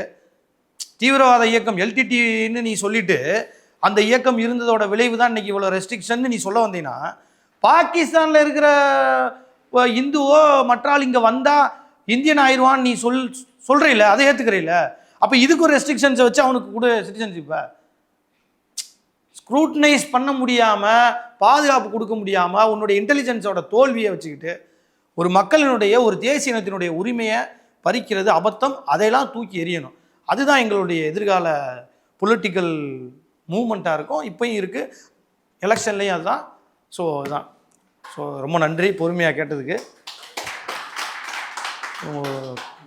கேள்விகள் இருந்தால் கேட்கலாமா? அண்ணா வணக்கம்ண்ணா. வணக்கம் சார். இப்போது நிறைய சொல்கிறீங்க, மாநில அரசுக்கு அதிகாரம் இல்லை அப்படின்னு நிறைய விஷயங்கள் நீங்கள் சொல்கிறீங்க. ஆனால் நாம் தமிழர் கட்சி அந்த புரிதலோடு தான் களத்தில் நிற்கிறாங்க அப்படின்னு நினைக்கிறீங்களா நீங்கள்? உறுதியாக அந்த புரிதல். இப்போ நான் நாம் தமிழர் கட்சியினுடைய வேட்பாளர் இல்லை, நாம் தமிழர் கட்சி மீது நிறைய குற்றச்சாட்டுகள் வைக்கப்படுறது என்ன அப்படின்னா, நம்மளுடைய அதிகாரம் என்ன, மாநில அரசுக்கான அதிகாரம் என்ன அப்படின்றத புரிதலே இல்லாமல் சீமான் அவர்கள் பல்வேறு திட்டங்களை பல்வேறு விஷயங்களை பேசிடுறாரு. நெய்தல் படைன்னு சொல்றாரு. ஸோ இப்படியான விஷயங்கள் நிறைய விமர்சனத்துக்குள்ளாது இல்லையா? ஸோ இந்த அதிகார புரிதலோடு தான் நாம் தமிழர் கட்சி களம் காணுதா அப்படின்ற தெளிவை நீங்க கொடுக்கணும்ல மக்களுக்கு. கண்டிப்பாக கொடுக்கணும். நல்லா நீங்கள் கேட்டது, இந்த கேள்வி இப்போ கேட்டதுக்கு ரொம்ப நன்றி. என்னென்னா, ஐயா தியாகு அவர்களுக்கும் எனக்குமான உரையாடலே இதுவாக தான் இருக்கும். அதில் வெறுப்பாகி தான் நான் அவரோட பேசுகிறத அதில் தான் வந்தோன்னு வச்சுக்கோங்களேன். அவர் இதே தான் சொல்கிறாரு, பல பேர் அதான் சொல்கிறாங்க. சீஃப் மினிஸ்டருக்கு குறுகிய அதிகாரம் தான் இருக்குது, ஆனால் சீமான் வந்து வானளாவிய அதிகாரம் இருக்கிறது மாதிரி சொல்கிறாரு அப்படின்னு. நான் சொல்கிறேன், குறுகிய அதிகாரம் கூட இல்லை. சீஃப் மினிஸ்டருக்கு குறுகிய அதிகாரம் கூட கிடையாது. கமிஷன் வாங்குறதுக்கு தான் அதிகாரம் இருக்குது. ஒரு கார்ப்பரேஷன், ஸ்டேட் கவர்மெண்ட்டுக்கும் கார்ப்பரேஷனுக்கு என்ன ரிலேஷனோ அதான் யூனியன் கவர்மெண்ட்டுக்கும் சீஃப் மினிஸ்டருக்கும். அப்படியே நீங்கள் எங்களை கேட்டிங்கன்னா அப்புறம் ஏன் நீங்கள் இவ்வளோ சொல்கிறீங்க அப்படின்னா, நான் ஒரு பொலிட்டிக்கல் பார்ட்டியோட லீடர், பொலிட்டிக்கல் பார்ட்டியோட ரெப்ரசன்டேட்டிவ். எங்களுடைய சிந்தனை என்னவா இருக்குன்னா, சொசைட்டி எப்படி கட்டமைக்கப்படணும்னு இருக்கும், சொசைட்டி என்னவா இருக்கும், சொசைட்டி எப்படி மூவ் ஆன் பண்ணலாம். அதிகாரம் வந்த இப்போ உதாரணத்துக்கு ஒன்று சொல்லிட்டு சொல்கிறேன். அண்டர் பிரிட்டிஷ் கவர்மெண்ட்டு அன்னைக்கு இருந்தப்போ காங்கிரஸ் கட்சியை தவிர்த்துட்டு காங்கிரஸ் கட்சியில் இருக்கும் போதே ஃபஸ்ட்டு எலெக்ஷனில் கண்டெஸ்ட் பண்ணாங்க. இப்போ நீங்கள் கண்டெஸ்ட் பண்ண டைமில் என்னவா கண்டெஸ்ட் பண்ணாங்க? அது பிரிட்டிஷை வந்து தன்னுடைய கவர்மெண்ட்டாக நினச்சி தானே கண்டெஸ்ட் பண்ணுறான். இண்டிபெண்டன்ஸ் வேணும்னு ஒருத்தன் சொல்கிறான்ல, அன்னைக்கு ஒரு குரல் வருதுல்ல, எனக்கு இண்டிபெண்டன்ஸ் வேணும்னு சொல்லு. வெள்ளையனே வெளியேறி இயக்கம், உப்புக்கு நான் வரி கொடுக்க மாட்டேன், கப்பல் தனியாக விடுவேன், இந்த கிளைம்லாம் இருக்குல்ல, இதை நீங்கள் எப்படி பார்ப்பீங்க? என்னங்க நீங்கள் பிரிட்டிஷ்கிட்ட ஆயுதங்கள் இருக்குது, அவன் ரூலு கீழே இருக்கான், பிரிட்டிஷ் பார்லிமெண்ட் ஆக்ட் பாஸ் பண்ணுறான், நீங்கள் அந்த ஆக்டு கீழே இருக்கிறீங்க, இதை எப்படி நீங்கள் கேட்பீங்க? இதை எப்படி நீங்கள் ஏதோ முட்டாள் மாதிரி அப்படியே நம்ம கேட்போம். பொலிட்டிக்கல் கிளைம் வந்து உங்களோட எப்படி சொல்ல பாசிபிலிட்டிஸை பொறுத்துலாம் எமர்ஜ் ஆகாது, நீடை பொறுத்து எமர்ஜ் ஆகும். என்னுடைய நீடு இப்போ ஒன்றும் இல்லை, 2 ஸ்டேட்மெண்ட் எடுத்துக்குவோம். சீமான் அண்ணன் சொல்கிறாரு, எனக்கு நீ வரி கொடுக்கலன்னா நான் உனக்கு தரமாட்டேனா போடா அப்படின்றார். கலோக்கியலாக சொல்கிறார். சீஃப் மினிஸ்டர் வந்து ஒரு மேடையில், எனக்கு 1 நிமிடம் போதாது, என்னது எனக்கு 1 நிமிடம் ஆகாது, நான் வரி கொடுக்க மாட்டேன் என்று அப்படின்னு ஸ்டாலின் பேசினாரா இல்லையா? இப்போ பேசினாரு. இப்போ சிக்கல் வந்து என்னன்னா, அதை நாம் தமிழர் கட்சி பேசுறதா. நீங்க வந்து ஒரு பொலிட்டிக்கல் கிளைம், அப்ப யாரும் போய் அவர்கிட்ட கேட்கல, அது எப்படி ஒரு சீஃப் மினிஸ்டரால வந்து வரி கொடுக்க மாட்டேன்னு சொல்ல முடியும் அப்படிலாம் கேட்கல. பிரச்சனை என்ன? நீ 27 லட்சம் கோடி 30 லட்சம் கோடின்னு தமிழ்நாட்டில் இருந்து ஜிஎஸ்டி மற்ற எல்லாத்துலேயும் டேக்ஸை கலெக்ட் பண்ணுற. என்னோட பட்ஜெட்டே 6-7 லட்சம் கோடி தான். தமிழ்நாட்டினுடைய தேவையை அதிகபட்சம் எல்லா ஸ்கீமும் போட்டாலே 10 லட்சம் கோடி தான். அப்போ இங்கே ஒரு டெபிசிட் இருக்குல்ல, ஒரு ஏற்றது இது இருக்கு இல்லையா? இந்த பிரச்சனைக்கு என்ன தீர்வை நோக்கி நான் நவரணும் அப்படின்னா என்னன்னா, இட் இஸ் ஆல்சோ என்னது ஒரு மூமெண்ட்டு தான். ஒரு இப்போ அண்ணன் வந்து நான் வரி கொடுக்க மாட்டேன்னு சொல்கிறாரு அப்படின்னா இட் இஸ் அ மூமெண்ட்.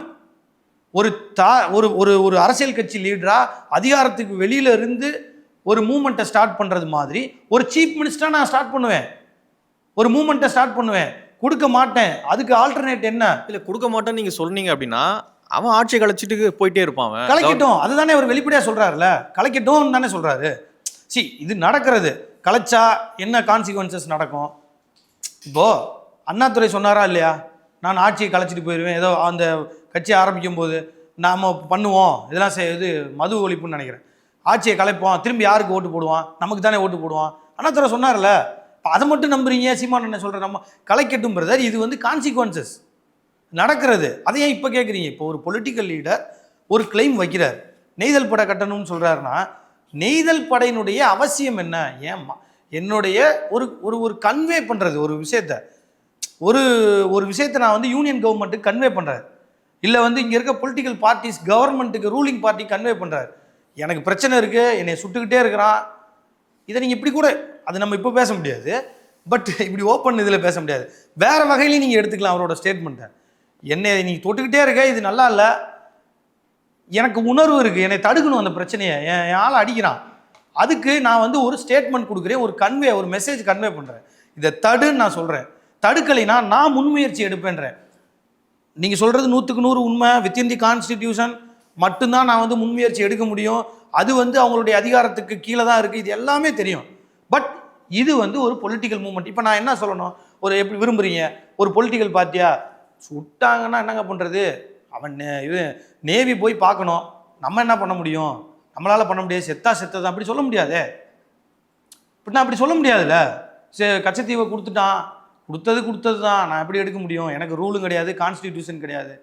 நாங்கள் நாளைக்கு ஆட்சிக்கு வந்தோம்னா 40 MP போவோம், 40 MP போய் அங்கே பார்லிமெண்ட்டில் அமெண்ட்மெண்ட் கொண்டு வா, அவன் கடற்கரையில் வந்து கடல் ஓரத்தில் கடல் எல்லையில் அவன் இது பண்ணிக்கிட்டோம் பாதுகாத்துக்கிட்டோம்னு கொண்டு வான்னு நாங்கள் சொல்லுவோம், கான்ஸ்டிடியூஷன் அமெண்ட் பண்ணுவோம். சரி, இது எல்லாமே ஒரு ப்ராசஸ் தான், ஒரு எவால்விங் ஆகிற விஷயம்தான்.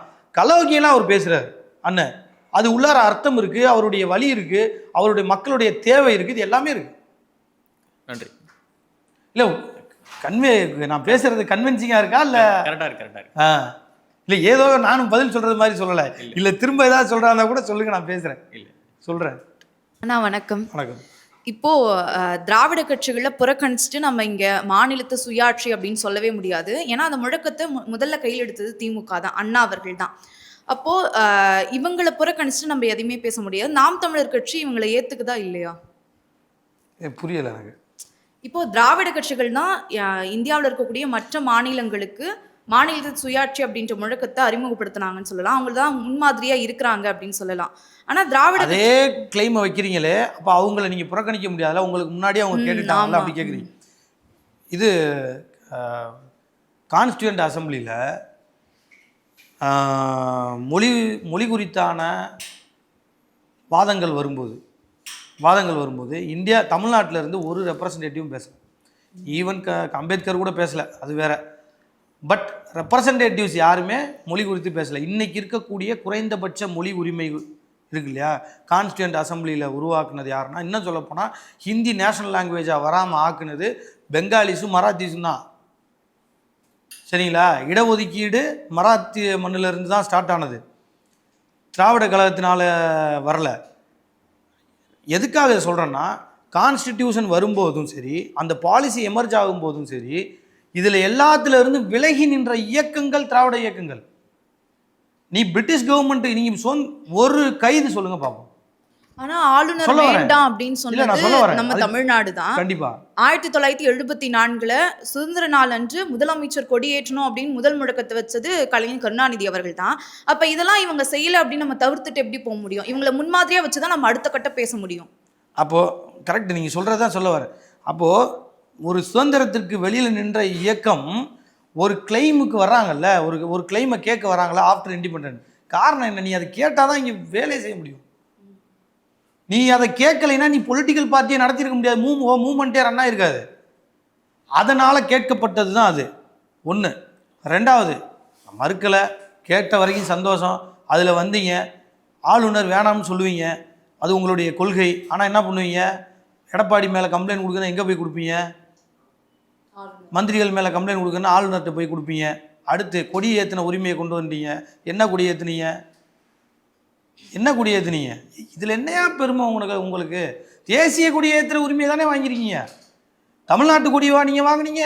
கர்நாடகா கவர்மெண்ட்டில் தமிழ்நாடு கொடி ஏற்றுறான்ல, நீ என்ன பண்ணிட்டு இருந்த? நீ தேசிய கொடியை ஏற்ற உரிமையை பெற்றுட்டு வந்துட்டு கொடி. இவர்கள் பதவியில் இருக்கணும், மூமெண்ட்டை ரன் பண்ணணும், சஸ்டெயின் சர்வைவ் ஆகிறதுக்கான ஒரு வேலை அது சார். இப்போ ஒன்றும் இல்லை, இது சிறந்த உதாரணம். இந்த எத்தனை வருஷமாக இல்லாமல் வேட்பாளர் பட்டியல் வெளியிடும்போது திமுக ஏன் இத்தனை பட்டதாரிகள், இத்தனை பெண்கள், இத்தனை இதெல்லாம் எதுக்கு கொடுக்குறீங்க? சொல்லலைன்னா இங்கே நாம் தமிழர் கட்சி பண்ணதுனால எல்லாரும் பேசு பொருளாயிடுச்சு. வெளியில் பொதுமக்கள்கிட்ட ஒரு டிஸ்கஷனில் இருக்குது. பரவாயில்ல, இவ்வளோ பேரை நிப்பாட்டியிருக்காரு, படிக்க வச்சுருக்க, ஓட்டு போடுறோம் போடலப்பா, பட் இதை பாராட்டலாம்ப்பான்னு சொல்கிறாங்க.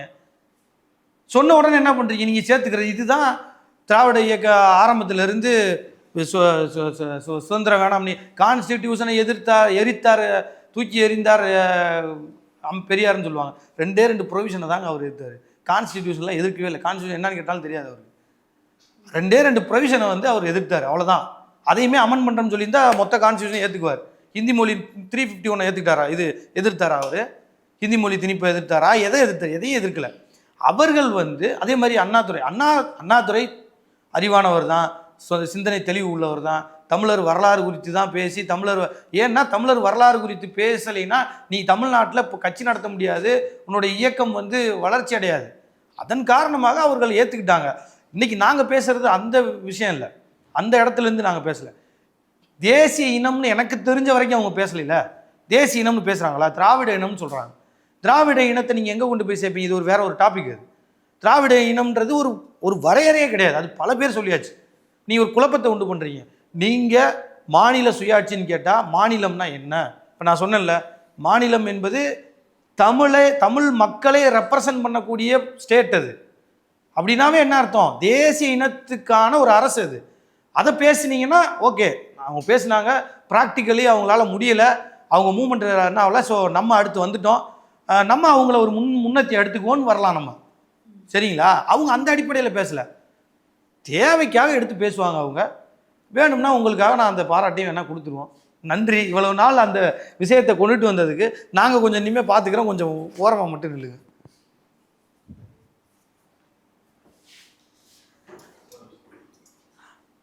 வணக்கம். இப்போ பொதுவாக அதிகார பரவலாக்கம்ல பார்த்தீங்கன்னா, இப்போ கவிப்பிரியா சொன்ன மாதிரி தான். அப்புறம் இப்போது இன்னைக்கு சுச்சுவேஷனில் நம்மளால் என்ன பண்ண முடியும் அப்படிங்கிறத நோக்கி நகரும்போது, இந்த சிஸ்டம்குள்ளே இருந்துக்கிட்டு என்ன பண்ண முடியுங்கிறதானே இப்போது திராவிட இயக்கங்கள் பண்ணிக்கிட்டு இருக்கு. ஃபார் எக்ஸாம்பிள், இப்போது கவர்னர் அப்படிங்கிற சிஸ்டம் எதிர்க்கிறாங்க தான், அவங்களும் இப்போ வரைக்கும் மறுக்கலை. இப்போது ராஜமன்னார் கமிட்டி போட்டதுலேருந்து இன்னைக்கு அவங்க போட்டிருக்கிற குரியோ ஜோசப் கமிட்டி வரைக்குமே நீங்கள் ஆதரிக்கக்கூடியது தானே அவங்க தீர்மானம் நிறைவேற்றுறாங்க. ஃபார் எக்ஸாம்பிள், அவங்க ராஜமன்னார் கமிட்டியில் யூபிஎஸ்சி சிஸ்டமே வேணான்னாங்க. தமிழ்நாட்டுக்குள்ளே தான் அந்த இயக்கங்கள் இருக்கணுமே தவிர இந்தியாவுக்குள்ளே அந்த மாதிரி இயக்கங்கள் தேவையில்லை அப்படின்னு சொன்னாங்க. இன்றைக்கி இப்போ அண்மையில் பார்த்தீங்கன்னா இந்த கமிட்டிலுமே அந்த மாதிரியான பல டிஸ்கஷன்ஸ் கிரியேட் பண்ணியிருக்கிறாங்க. அப்போ அந்த டிபேட்டுக்கும் டிஸ்கஷனுக்கும் கொண்டு வர்றதே அவங்க தான் இருக்கும்போது அதிகாரத்தில் அவங்க தான் இருக்கிறாங்க. Why should I choose NTK? நான் எதுக்கு உங்களுக்கு தேர்வு பண்ணணும்? 10 வருஷமாக நாங்கள் பேசுகிறோங்க. யாரும் நாங்கள் பேசுகிற விஷயத்தை யாரும் பேசுகிறதில்ல. இப்போ பிரதர் கேட்டது மாதிரி நாங்கள் பேசுகிற விஷயங்கள் எல்லாமே சாத்தியம் இல்லை. நாங்கள் பேசுகிற விஷயத்தானே அவங்க பேசுகிறாங்க. அதை போய் யாருமே என்ன கேட்கல, சாத்தியம் இல்லாத விஷயங்களை பேசலைன்னு அவங்களுக்கு நோக்கி கேள்வி கேட்கல. நாங்கள் கேட்டோம்னா சாத்தியம் இல்லைன்னு சொல்லி முடைக்கிறது. அவங்க அதிகாரத்தில் இருக்கிறதுனாலும் 70 ஆண்டுகளாக அவங்க கட்சி நடத்துறதுனாலையும் அவங்களுடைய கோரிக்கைகள் என்ன ஆகுது, ஒரு கோரிக்கை முன் வச்சா அது பெருசாகுது. அதிகாரத்தில் இருக்கிறதுனால அவங்களால ஒரு குழு போட முடியுது, எம்பிஸ் போகிறதுனால பார்லிமெண்ட்டில் அவங்க பேச முடியுது. இப்படி எல்லாமே அவர்களுடைய அந்த இடம் தீர்மானிக்கிறது தான். மற்றபடி அவங்க உண்மையாக பேசலை. பிகாஸ் நான் தான் சொன்னேன், நான் கவர்னர் இப்போ என்ஐஏ வரும்போது என்ஐஏ ஆதரித்தவங்க அவங்க உண்மையிலேயே டீசென்ட்ரலைசேஷனை அதிகார குவியலை எதிர்க்கிறவங்களா இருந்தாங்கன்னா என்ன செய்யணும்னா என்ஐஏவை எதிர்க்கணும். ஜிஎஸ்டியை கம்ப்ளீட்டாக எதிர்க்கணும். நீ ஒத்தே போயிருக்கக்கூடாது. தென் இப்போ நீங்கள் இதை எடுத்துக்கோங்க, இதுக்கு கவர்னரோடைய டீ பார்ட்டிக்கு நீங்கள் 3 வருஷமாக போகாமல் திடீர்னு போகிறீங்க. கவர்னர் சிஸ்டம் இருக்குது. இப்போ நீங்கள் எடப்பாடி ஏன் பேசுகிறாங்கன்னா அமைப்பு ஒரு ஆளை வச்சிருக்கு, நான் போகிறேன். இப்போ அமைப்பு அது மாதிரி ஒரு ஆள் இல்லைன்னா நான் போகிறது ஏன் 3 வருஷமாக போகல? ஏன் 3 வருஷமாக போகல? இப்போ வருஷம் போயிடுங்க, எடப்பாடி மாதிரி போயிட்டு போக வேண்டியதானே பிரதர். இப்போ அது கிடையாது. இப்போ எங்களோடது ஒன்று தான், ஏமாறாத. அவன் ஏமாத்துறான், அவன் சொல்லிட்டு. இப்போ நான் போய் அவனை சொல்லக்கூடாதுன்னு சொல்லலை, அவன் சொல்கிறது தப்புன்னு சொல்லலை. ஏமாறாத ஒன்று. ரெண்டாவது, நீங்கள் கவர்னரை இப்போ ஒன்றும் இல்லை, உங்களுக்கு பிரச்சனை இன்னும் தெளிவாக சொல்லணும்னா, உங்களுக்கு பிரச்சனை கவர்னர் கிடையாது, கவர்னர் உங்களுக்கு சப்போர்ட் பண்ணலைன்றது தான். உங்களுக்கு சப்போர்ட் பண்ணால் நீங்கள் எதுவுமே செய்ய மாட்டீங்க. இப்போ ரவி வந்தார், ரவிக்கு நடந்த அசம்பிளியில் நடந்த இஷ்யூஸ் எதுவுமே இதுக்கு முன்னாடி இருந்த கவர்னர்கிட்ட உங்களுக்கு இல்லை, அதுக்கு முன்னாடி இருந்த கவர்னர்கிட்ட இல்லை. இன்னும் சொல்ல போனால் நீங்கள் என்ன கேட்குறீங்க, அதிகபட்சமாக இப்போ நீங்கள் டிவி தொலைக்காட்சி விவாதங்கள்லாம் பார்த்தா கூட திமுகவினுடைய பிரதிநிதிகள்லாம் என்ன சொல்கிறாங்கன்னா, சர்க்காரியா கமிஷன் நினைக்கிறேன், இல்லை புஞ்சி கமிஷனா, ஏதோ ஒரு கமிஷனில் ரெக்கமெண்டேஷன் என்னென்னா, with consultation of state government தான் கவர்னர் அப்பாயின்ட் பண்ணணும்னு சொல்கிறாங்க. அதை ஏற்றுக்கிறாங்களே இவங்க தான். எங்களை கேட்டுட்டு நீங்கள் போடுங்கன்றதை இவன் ஏற்றுக்கிறானே. அப்போ கவர்னர் அவன் எங்கே எதிர்க்கிறான்? Appointed position, home ministry appoint பண்ணுற ஒரு பொசிஷன், ரெப்ரசன்டேட்டிவ்ஸ் ஆஃப் பீப்புள் இருக்காங்கல்ல, சீஃப் மினிஸ்டர் பொசிஷன் இருக்குல்ல, கேபினட் இருக்குல்ல, இதை கண்காணிக்கிறது. அதான் சொல்கிறேன், கவர்னர் என்பது யூனியன் கவர்மெண்ட்டுக்கு ஸ்டேட் கவர்மெண்ட்டுக்கும் இடையில இருக்கிற ஒரு மீடியேட்டர். இங்கே நடக்கிறத அங்கே சொல்கிறதுக்கு. இது கான்ஸ்டிடியூஷன் படி இதுதான் அவருடைய ரோல், பர்பஸ் எல்லாமே. இது முறையா, இதை ஏற்றுக்கலாமா, இது இருக்கலாமா? ஸ்டேட் அட்டானமி கிளைம் கேட்குற ஒரு பார்ட்டியோ ஒரு கவர்மெண்ட்டோ என்னப்பா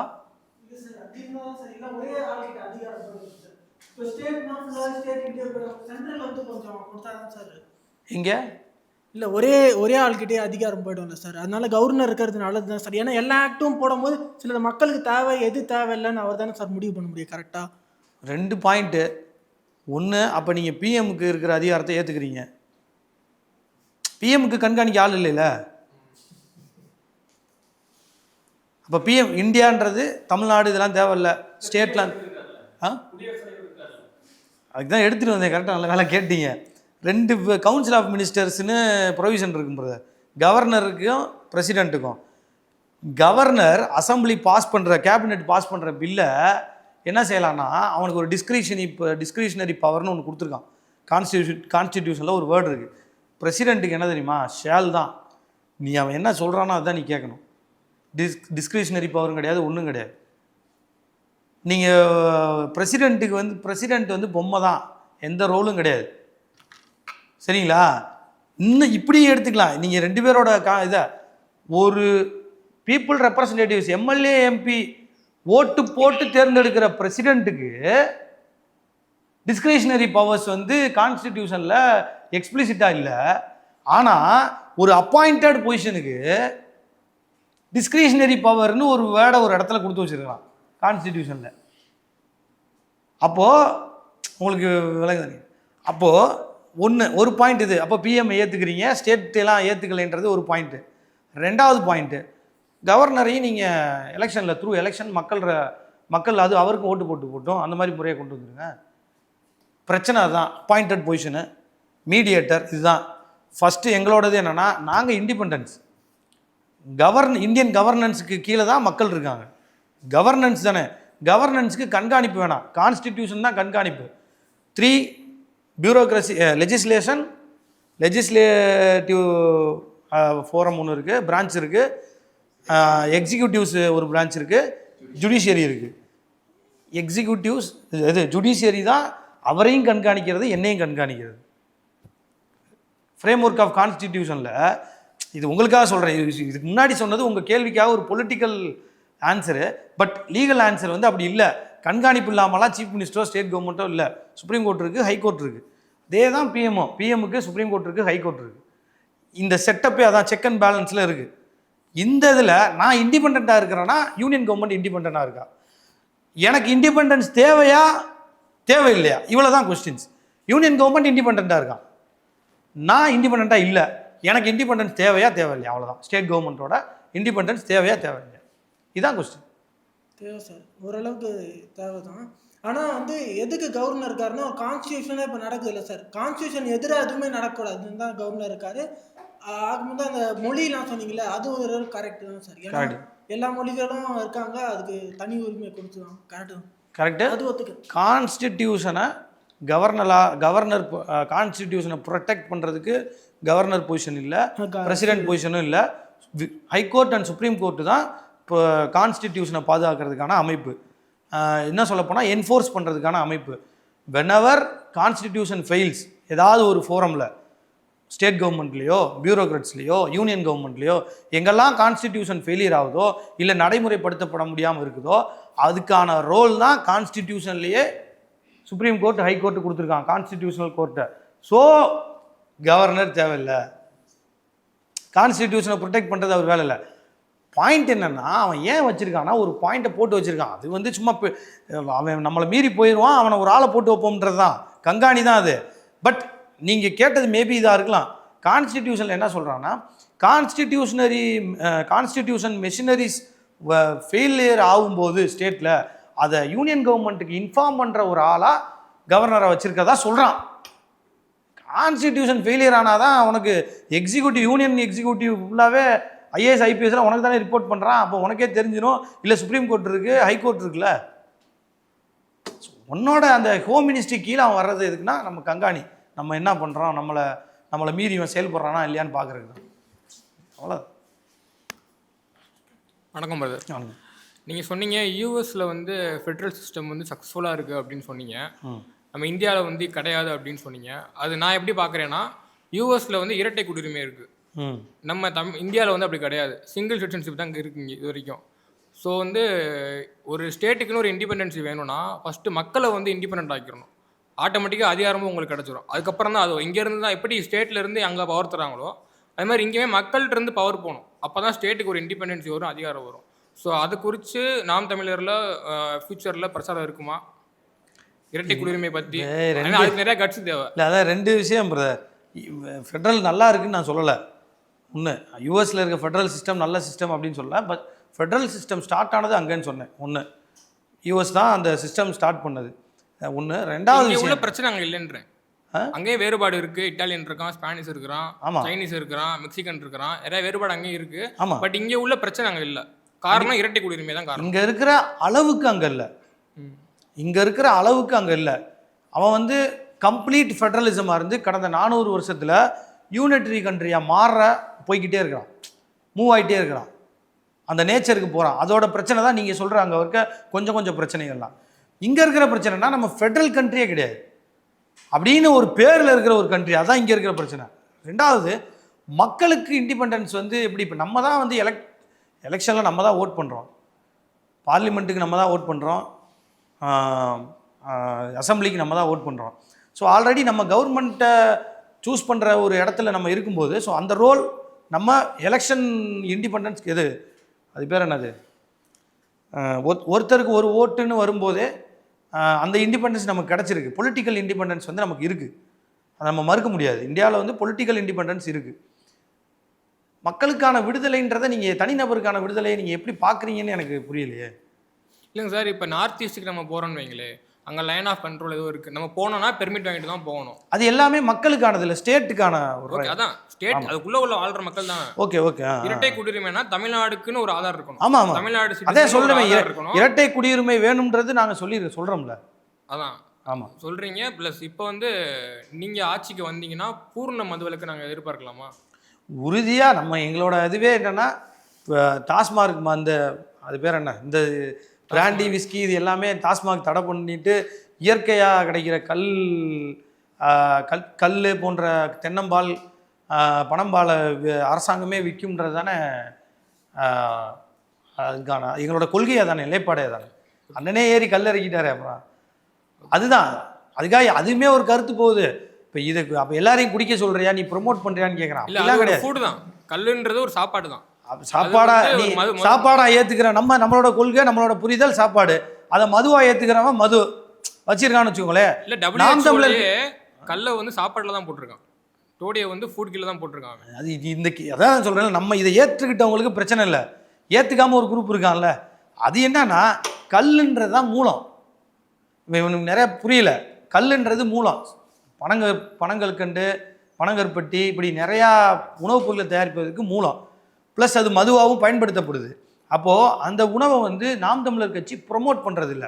அன்னை ஏறி பனை இப்போ கல்லை இறக்குனது, பனை ஏறுனது எல்லாமே வேணா நினச்சிக்கிறான். ஊருக்குள்ளே சேர்ந்து கல் கூடுறான்னு சொல்கிற மாதிரி நினைக்கிறான்.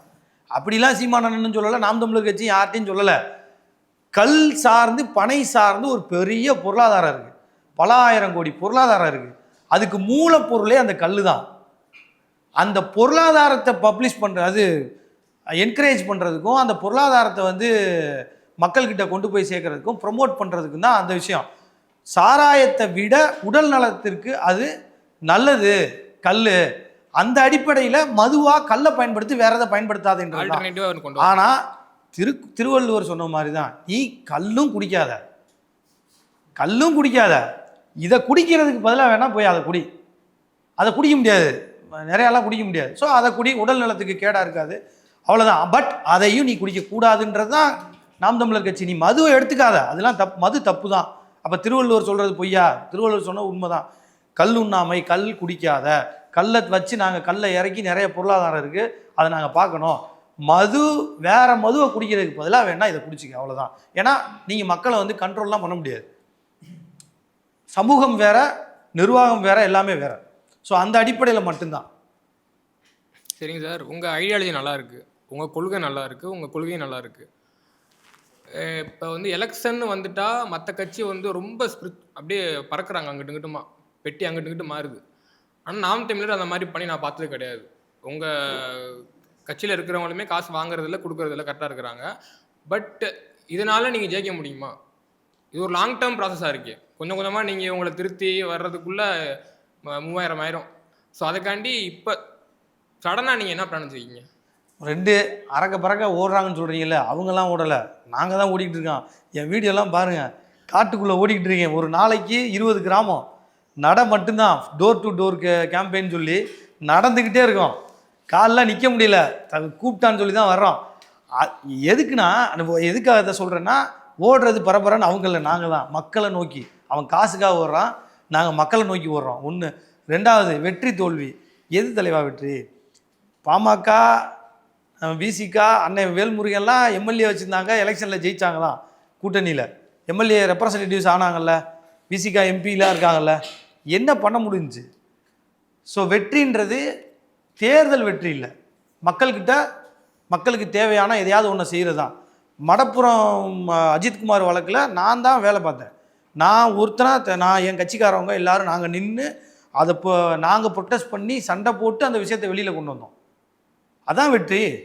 வெளியில் கொண்டு கேளுங்க, வெற்றி. நாங்கள் 6 பேர் அன்றைக்கி எஃப்ஐஆர் போடலாம், வெளியே வர முடியாதுன்னு சொன்னோம். ஏன் வெற்றின்னு எந்த அர்த்தத்தில் சொல்கிறோன்னா, நாங்கள் 7 பேர் தான், 100 பேர் கிடையாது. நாம் தமிழர் கட்சிக்காரன் 7 பேர் தான் நின்னோம். 7 பேரை ஏன் அடித்து போலீஸ் தூக்கி போட்டுருக்கலாம்ல, ஏன் போட முடியல? பிகாஸ் 36 லட்சம் வாக்கு இருக்குது. இவன் ஒரு எஸ்டாப்ளிஷ்டு பொலிட்டிக்கல் பார்ட்டியாக இருக்கான், மக்கள்கிட்ட நல்மதிப்பை பெற்றிருக்கான். அப்போ இவனை நம்ம ஹேண்டில் பண்ணுறது கரெக்டாக ஹேண்டில் பண்ணணும் அப்படின்ற அந்த எண்ணத்தை உருவாக்கியிருக்கோம்ல, அதுதான் வெற்றி. எம்பி எம்எல்ஏ கிடையாது.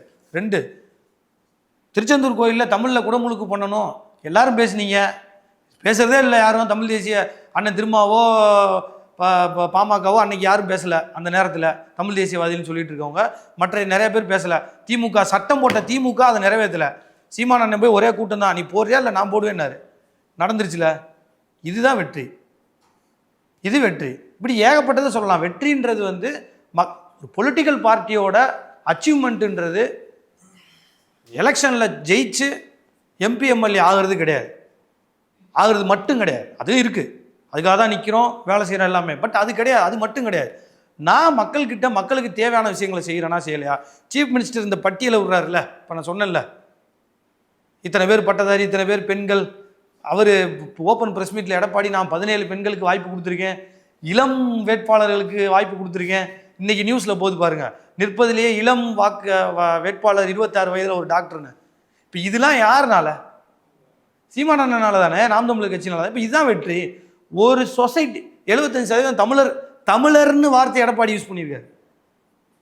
75% நாங்கள் ஆட்சிக்கு வந்தால் தனியார் அரசு துறைகளில் தமிழ்நாட்டில் வாழும் தமிழர்களுக்கு வேலை வாய்ப்பு கொடுக்கறதுக்கான சட்டம் நிறைவேற்றப்படும் சொல்றாரு. இது வெற்றியா இல்லை? யாரோட வெற்றி? எங்களோட வெற்றி தான். அது மனசாட்சி உள்ளவன் ஏற்றுக்குவான். எங்கள் மூமெண்ட்டோட வெற்றி. எம்பி ஆகி செய்ய முடிஞ்சா? வேல்முருகன் அண்ணன் கத்துன்னு கத்துனாரு அசம்பிளியில், எம்எல்ஏ ஆகி கத்துனாரா இல்லையா? செய்ய முடியலையே. இவ்வளவுக்கும் உங்களோட அலையன்ஸில் இருக்கிற ஒரு கவர்மெண்ட் அது பண்ண முடியல.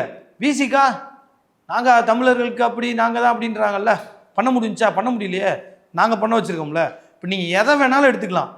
ஒரு பொலிட்டிக்கல் பார்ட்டி எங்களோட வெற்றி எதுனா, எங்களை நோக்கி எல்லாரையும் ஓட வைக்கிறோம் பாருங்க. ஆஹா, இவனுக்கு ஓட்டு போடுறான், நம்ம இதெல்லாம் இன்க்ளூட் பண்ணலைன்னா இவனை ஆட்சியில் உட்கார வச்சுருவாங்க அப்படின்ற லெவலுக்கு வந்து அவன் ஒரு விஷயத்தை அவனுக்குள்ளே இன்க்ளூட் பண்ணுறான்ல, இதுதான் பிரதர் வெற்றி. பொலிட்டிக்கல் மூவ்மெண்ட்டிங்கே பாருங்கள், 100 வருஷத்துக்கு முன்னாடி கவர்மெண்ட்டு பிரிட்டிஷ் பார்லிமெண்ட்டில் சட்டம் ஏற்றி பிரிட்டிஷ்காரன் பண்ணான். அதுக்கு முன்னாடி மன்னர்கள் இருந்துச்சு.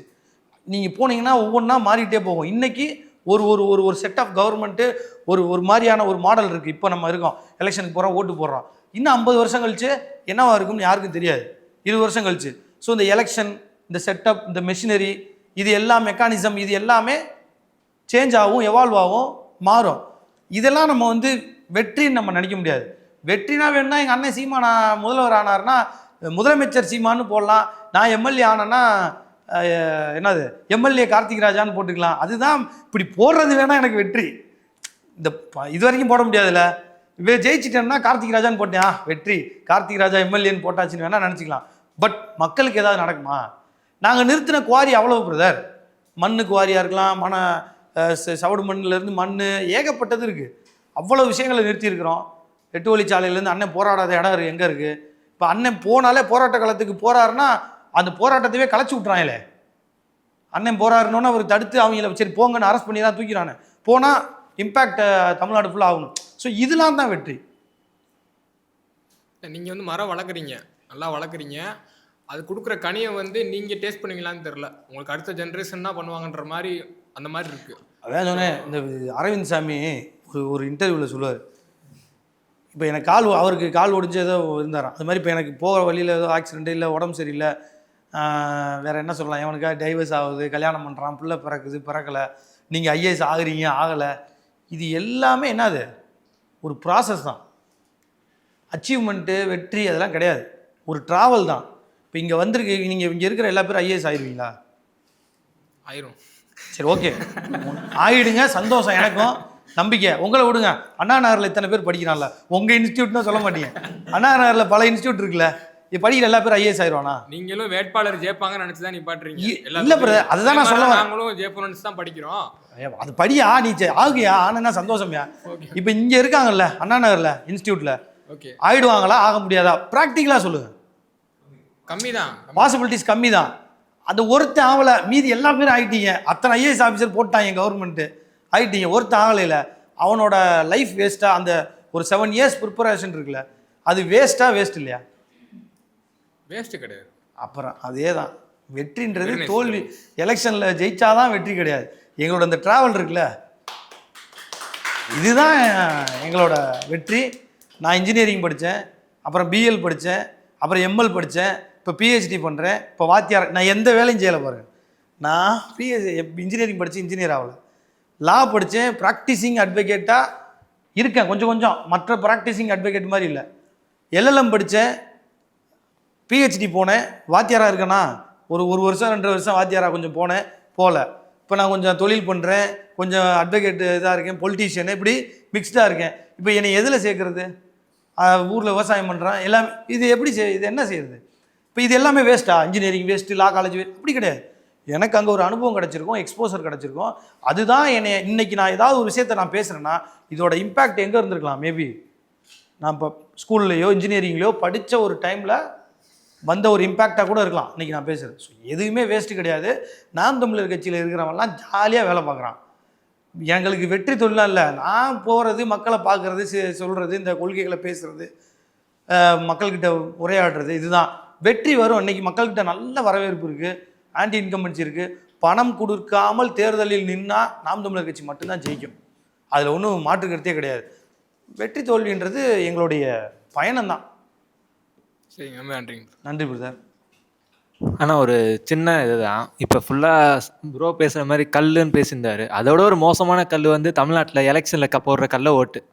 அதை நீங்கள் எப்படி தமிழ்நாடு எலெக்ஷன் பாதிக்கப்படுது, ப்ளஸ் வந்து அது தடுக்கிறதுக்கு எலெக்ஷன் கமிஷன் எல்லாம் பண்ணியிருக்காங்க, உங்கள் பார்வையில் என்ன சொல்லுங்க?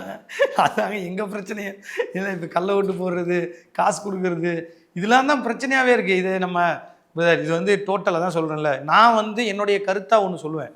இந்த எலெக்ஷன் சிஸ்டம் இருக்குல்ல, இப்போ இருக்கிற எலெக்ஷன் சிஸ்டம் வந்து அந்த 1920 ஆக்ட் நான் சொன்னேன்ல, கார்பரேஷன் ஆக்ட் ஒன்று சொன்னேன்ல, அப்போலேருந்து வர்ற தலைவா. இப்போ இருக்க அந்த booth level agent, booth officers, ஒரு பூத் இருக்கணும், இந்த செட்டப் இருக்குல்ல, இந்த எலெக்ஷன் கமிஷனோட செட்டப்பே அவன் கொண்டு வந்தது தலைவா.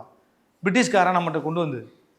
அப்படியே இப்போது நீங்கள் என்னோட பிரச்சனை என்னென்னா, நமக்கான ஒரு இண்டிஜினியஸ் ஒரு முறைகளோ மெக்கானிசமோ இங்கே வரல. அதுக்குள்ளார மக்கள்கிட்ட கொஞ்சம் கரப்டுன்னு சொல்ல முடியாது, சேஞ்ச் ஆகிட்டாங்க. மக்களோட எலெக்ஷனை பார்க்குற விதம் இருக்குல்ல. இப்போ நீங்கள் இதை பார்க்குறீங்க, சிட்டிஸில் 52%, 50% தான் போலாகுது. எலெக்ஷனே தேவையில்லாத மக்கள் உருவாயிட்டாங்க. இப்போ தேவையில்லை, நான் ஓட்டு போட்டா என்ன போடாட்டி என்ன, எனக்கு தேவையானது சம்பளம் எனக்கு கிடைக்கிது, என் வாழ்க்கைன்னு ஒரு குரூப் வந்துட்டாங்க. அப்போ இப்படிலாம் இருக்கும்போது எலெக்ஷன் ரிஃபார்ம்ஸ் வந்து இப்போ இருக்கிற கவர்மெண்ட், இப்போ இருக்கிற ரூலர்ஸ், இப்போ இருக்கிற பார்ட்டியில் எலெக்ஷன் ரிஃபார்ம்ஸ் வந்து கஷ்டம். தடாலடியாக எங்கள் அண்ணன் சீமான் மாதிரி யாராவது, நான் கட்சியில் இருக்கேன்றதுக்காக சொல்லலை, பார்ட்டிலையும் அவர் அப்படி தான் முடிவு எடுப்பார், அரசாங்கமாக வந்தால் அப்படி தான் எடுப்பாருன்ற நம்பிக்கை எனக்கு இருக்குது. உங்களுக்கு எப்படியோ பார்வை, பட் எனக்கு அப்படி இருக்குது. அவர் மாதிரி ஆள் யாராவது வந்தால் இந்த சிஸ்டமை சேஞ்ச் பண்ணுறதுக்கான ஏதாவது வழிகள் வந்தால் தான். இப்போ இருக்கிற சிஸ்டமில் என்னால் எனக்கு தெரிஞ்சு பிரதர், நான் போகிறேன், என்னோடய திருச்சுழி தொகுதி 100% ரூரல், 100% ரூரல், ஒரு சிட்டி கிடையாது அந்த ஏரியாவில், சின்ன டவுன் தான் இருக்குது, பேரூராட்சி தான் இருக்குது. கிராமம்லாம் பார்த்தீங்கன்னா பஸ் வசதியே இல்லைங்க. இப்போ இவங்கெல்லாம் சொல்கிறாங்க தம்பட்டை அடிக்கிறாங்க, பஸ்ஸு எல்லாத்தையும் விட்டோம் ரோடு போட்டோம்னு. அவ்வளோ கிராமங்கள் இருக்குது. மதுரை வண்டியூர்கிட்ட ஒரு 70 பட்டியல் சமூக மக்களுக்கு இன்னும் மின்சார வசதி கிடைக்கல. மதுரை கார்பரேஷனுக்குள்ள வண்டியூர் தான், மதுரை வண்டியூர் இருக்கு அதாடா. எல்லாமே இருக்கு, எதுவும் இல்லைன்னு பாருங்க, எந்த ஏரியா சொல்றீங்க? அவருக்கே தெரில பாருங்க. எந்த ஏரியா சொல்றீங்க? 70 குடியிருப்பு இருக்குது அந்த வண்டியூருக்குள்ள. வண்டியூர்ல பழைய தின்ன என்னது தீர்த்தக்காடுங்களா? தீர்த்தக்காடா? தீர்த்தக்காடுல ஆளுங்களே இல்லைங்க சார். ஏய் தம்பி, அது ஃபுல்லா ஏன்னா நீ அதான் சொல்கிறேன்ல தம்பி, 70 பேர் இருக்காங்க தம்பி. 70 குடும்பங்களுக்கு இன்ன வரைக்கும் கரண்ட் இல்லை தம்பி. வேணா அவங்களை ஐடென்டிஃபை பண்ணி என் நம்பரை கொடுத்துட்டு போகிறேன், கொடு, நான் ஹைகோர்ட்டில் கேஸை போட்டு வாங்கி தரேன். போய் வந்து தான் இருக்கிறேன், எனக்கு இல்லாத மாதிரி தெரியல. நான் சொல்கிறது என்ன, என் விருப்பத்துக்காக நான் சொல்கிறேன் தம்பி. நான் சொல்கிறது ஃபேக்ட் தான். இல்ல நான் அங்கதான் வாழ்றேன்றேன், அதனால நான் சொல்றேன். ஏப்பா அப்போ இன்னும் நீ கவனின்னு சொல்லுவ. கவனி. அதான் கவனிக்கிறேன்னா ஆ கவனிச்ச வரைக்கும் இல்லைன்றேன், இன்னும் கொஞ்சம் கவனிக்கிறேன். சரி, இன்னும் கொஞ்சம் போய் கவனி. இருக்குது 70 குடும்பம் பட்டியல் சமூகம், எல்லாருமே செட்டில்மெண்ட்டில் வந்தவங்க. அவங்களுக்கு செட்டில்மெண்ட்டில் கொடுத்த இடங்கள், அது வீடு கட்டி கொடுத்த இடம் ஒதுக்குவாங்களா, பட்டா இஷ்யூ பண்ணிட்டாங்க எல்லாருக்கும். பட்டா இஷ்யூ பண்ணவங்களுக்கு கொடுக்கல. எதுக்கு சொல்ல வரேன்னா, இப்படிப்பட்ட அரசாங்கங்கள் இந்த நிலைமை இருக்கும்போது கள்ள ஓட்டை இப்படி இது பண்ணுறது, பூத் கேப்சரிங் நடக்க தான் செய்யும். நாங்கள் இப்போ வந்து முயற்சி பண்ணுறோம். ஃபீல்டில் வந்து பூத் ஏஜென்ட் நம்ம கட்சிக்காரன் போய் ஃபைட் பண்ணணும். ஈவினிங் 5 o'clock நாங்கள் ட்ரெயின் பண்ணுறோம். ஃபைட் பண்ணு, பூத் ஏஜென்ட் போட்டு பூத் கேப்சரிங்கை விடக்கூடாது. எங்கள்கிட்டையும் வந்து கேட்பாங்க, வா உங்களுக்கு 40 ஓட்டு நீங்கள் போட்டுக்கோங்க, நாங்கள் இவ்வளோ போட்டுக்கிறோம், 3 பேரும் ஷேர் பண்ணிக்கோன்னு கேட்பாங்க. இதெல்லாம் பண்ணக்கூடாது, பண்ணாதீங்க. இதில் வந்து சொந்தக்காரன், சொத்துக்காரன், ஜாதிக்காரன், அந்த காரன், இந்த காரன் இருக்கும். இதெல்லாம் சிக்கல் தான். இது வந்து கவர்மெண்ட்டு வந்து இந்த கவர்மெண்ட் பண்ணுவாங்கன்னு எனக்கு நம்பிக்கை இல்லை, என்னோட தனிப்பட்ட கருத்து. கொஞ்சம் தடாலடியாக ரெவல்யூஷன் மாதிரி ஏதாவது நடந்தால் தான் உண்டு. எஸ்ஐஆர் எப்படி பார்க்குறீங்க? என்னப்பா எஸ்ஐஆர் வந்து பண்ணணும், பண்ணக்கூடாதுன்னு இல்லை. ஆனால் இப்போ பண்ணது தான் தப்பு. எலெக்ஷனுக்கு முன்னாடி நீ பண்ணியிருக்க வேண்டிய அவசியம் இல்லைல்ல. எஸ்ஐஆர்ன்றது என்ன பிரதர், ஒரு எலெக்ஷன், ஒரு ஓட்டர்ஸ் லிஸ்ட்டு வந்து நிறைய பேர் இறந்துருப்பாங்க, ஃபில்ட்ரு பண்ணணும், வேறு இடத்துக்கு மூவ் ஆன் ஆகிருப்பாங்க, அவங்கள மாற்றணும், அங்கே ஓட்டர் ஐடியா ஓட்டு வாங்குறதுக்கு, வாக்கு உரிமை வாங்குறதுக்கு இருப்பாங்க. அதெல்லாம் இது நடக்கிற ப்ராசஸ் தான், ஒரு க்ளீனிங் ப்ராசஸ்ன்னு கூட வச்சுக்கோங்களேன். பட் அவசரமாக ஏன் செய்கிறீங்க? இப்போ நீங்கள் பார்லிமெண்ட் 2024 எடுத்தது இருக்குது, நீங்கள் போட்ட லிஸ்ட் இருக்குது. அட்லீஸ்ட் அந்த கவர்மெண்ட் முடிஞ்ச உடனே 25 ஸ்டார்டிங்லேயே பண்ணிக்கலாமே, ஒரு 1 year கேப்பில். நான்லாம் ஏன் ஓட்டு எங்கள் அண்ணன் கொண்டே வருவார் என்னைய, சீமான் அண்ணன். நான் கண்கொத்தி பாம்பா இருந்தேன். நம்ம ஓட்டு போயிடுச்சுன்னா, என் கட்சிக்காரன் ஒருத்தன் ஓட்டு போயிடுச்சு, திரும்ப 2வது லிஸ்ட்டில் ஏற்றி அதை கொண்டு வந்தோம். ஸோ எஸ்ஐஆர்ன்ற நீங்கள் முறையாக அதுதான் பிரதர். இங்கே இருக்கிறவங்கெல்லாம் இன்டென்ஷன் இருக்குது பிரதர். ஒவ்வொரு ஆக்டு, கவர்மெண்ட்டோட பார்ட்டியோட ஆக்டுக்கும் பின்னாடியும் பெரிய ஸ்ட்ராட்டஜி ஒர்க் அவுட் பண்ணுறாங்க. இதை இப்போ பண்ணால் எப்படி இருக்கும், அப்புறம் பண்ணால் எப்படி இருக்கும், இந்த டயத்தில் பண்ணால் நமக்கு பாசிபிலிட்டிஸ் என்ன வரும், இது எல்லாமே ஒர்க் அவுட் பண்ணி பண்ணுறாங்க. அதுதான் பிரச்சனை. பட் எஸ்ஐஆர் வந்து எஸ்ஐஆர் நடக்க வேண்டியது தான், நடத்தாமல் இருக்க முடியாது. கான்ஸ்டிடியூஷனல் ப்ரொவிஷன் இருக்குது, யாராலையும் நடத்தாமல் இருக்க முடியாது. எலெக்ஷன் கமிஷன் நடத்தி தான் ஆகணும். அது சொல்கிறாங்கல்ல, இத்தனை வருஷமாக நடத்தாமல் இப்போ நடத்துகிறாங்கன்னு, அதுவும் தப்பு. நீ ப்ராப்பராக வருஷம் ஒரு பீரியடு வச்சு அந்த டைமில் நடத்து. உடனே எலெக்ஷனுக்கு முன்னாடி நடத்தணும்னு என்ன இருக்குது? இந்த எலெக்ஷனை முடிச்சுட்டு போன இதை வச்சு இப்போ அப்படின்னு பார்த்தா, அப்போது தமிழ்நாட்டில் உருவான எம்பிஸ் எல்லாருமே போலி வாக்காளர்களால் உருவானவங்களா? கேட்கலாம்ல நம்ம. இப்போ எஸ்ஐஆர் நடத்தப்பட, இப்போ பெங்காலில் நடத்துனீங்க, பெங்காலில் பிஜேபி எம்பி வந்திருப்பாங்க, அவங்கெல்லாம் போலி வாக்காளர்களால் வந்தவங்களா? குஜராத், இப்படி எல்லா இடத்துலையும் அப்போ நம்ம உங்கள் மேலே குற்றச்சாட்டு எழுப்பலாம்ல. அப்போ நீ பண்ணுற வேலையை ஒழுங்காக பண்ணணும். எஸ்ஐஆர் இப்போ பண்ணினது தப்பு. எஸ்ஐஆர் பண்ண வேண்டிய ப்ராசஸ். அப்போ பாசிட்டிவ் இம்பாக்ட் தான் சொல்கிறீங்க மோஸ்ட்லி. அது இல்லை, பாசிட்டிவ் இல்லை, ரொட்டீன் ஒர்க்குன்னு சொல்ல வரேன். பாசிட்டிவ் நெகட்டிவ் இல்லை, அது ஒரு ரொட்டீன். அது ஒரு ரொட்டீன் தானே. அது இப்போ ஒருத்தர் இறந்துருவார். இப்போ எங்கள் அப்பா 2021 இறந்தாங்க, 21 இறந்தாங்கன்னு வச்சுக்கோங்களேன். எங்கள் அப்பா இறந்துட்டாங்கன்னா நம்ம எங்கள் அப்பாவோட நேம் வந்து நீக்கப்படணும்ல, நீக்கப்படணும் தானே இப்போ சார், நீக்கப்படணும். அந்த ப்ராசஸ் வந்து என்னென்னா தனித்தனியாக நடக்கும். நீக்குவாங்க, லோக்கலில் நீக்குவாங்க. மொத்தமாக நடக்கிறது எஸ்ஐஆர், தேங்கி நிற்காமல் நடக்கிறது. ஸோ இது ஒரு ரொட்டீன் ஒர்க்கு, ப்ராப்பர் டியூரேஷனில் அதை நடத்தினா நல்லது. இப்போ அந்த பர்சன்டேஜ்லாம் குறையுதுன்னு சொல்கிறீங்களா? இப்போ இந்த எலெக்ஷன் போடுற சிட்டிசன்ஸோட பர்சன்டேஜ் குறையுதுல, அது எலெக்ஷன் கமிஷன் எந்த ஸ்டெப்ஸ் எடுக்கலன்னு நீங்கள் அதை எப்படி பார்க்குறீங்க? எலெக்ஷன் கமிஷன் இல்லை சொல்கிறீங்களா இல்லை எடுத்திருக்காங்க? நான் அப்படி சொல்ல. எலெக்ஷன் கமிஷன் வந்து எலெக்ஷனை வந்து நடத்துகிற ரோல் தான் அவங்களோடது. எலெக்ஷனை நடத்துறது மட்டும்தான் எலெக்ஷன் கமிஷனோட ரோல். சரிங்களா? நான் எலெக்ஷன் கமிஷனை வந்து நடத்துறதுல இருக்கிற பிரச்சனைக்கு தான் அவனை நான் குற்றம் சாட்ட முடியும். ப்ரொமோட் பண்ணி இப்போ போடுறான்ல விளம்பரம்லாம், என்னை கேட்டால் அது வந்து எலெக்ஷனோட வேலையே கிடையாது. இது வந்து ஒரு சொசைட்டியோட வேலை, ஒரு கவர்மெண்ட்டோட வேலை. நீ எலெக்ஷன் மீது நம்பிக்கை, அப்போ 50% பேர் வெளியேறான்னா இந்த கவர்மெண்ட் மீது, இந்த கவர்மெண்ட்டோட ஒர்க்கு இது எல்லாத்தின் மீது நம்பிக்கை இழக்கிறான்னு அர்த்தம். ஒன்று நம்பிக்கை இழக்கிறான், ரெண்டாவது விஷயம் என்னென்னா பர்பஸ் இல்லை.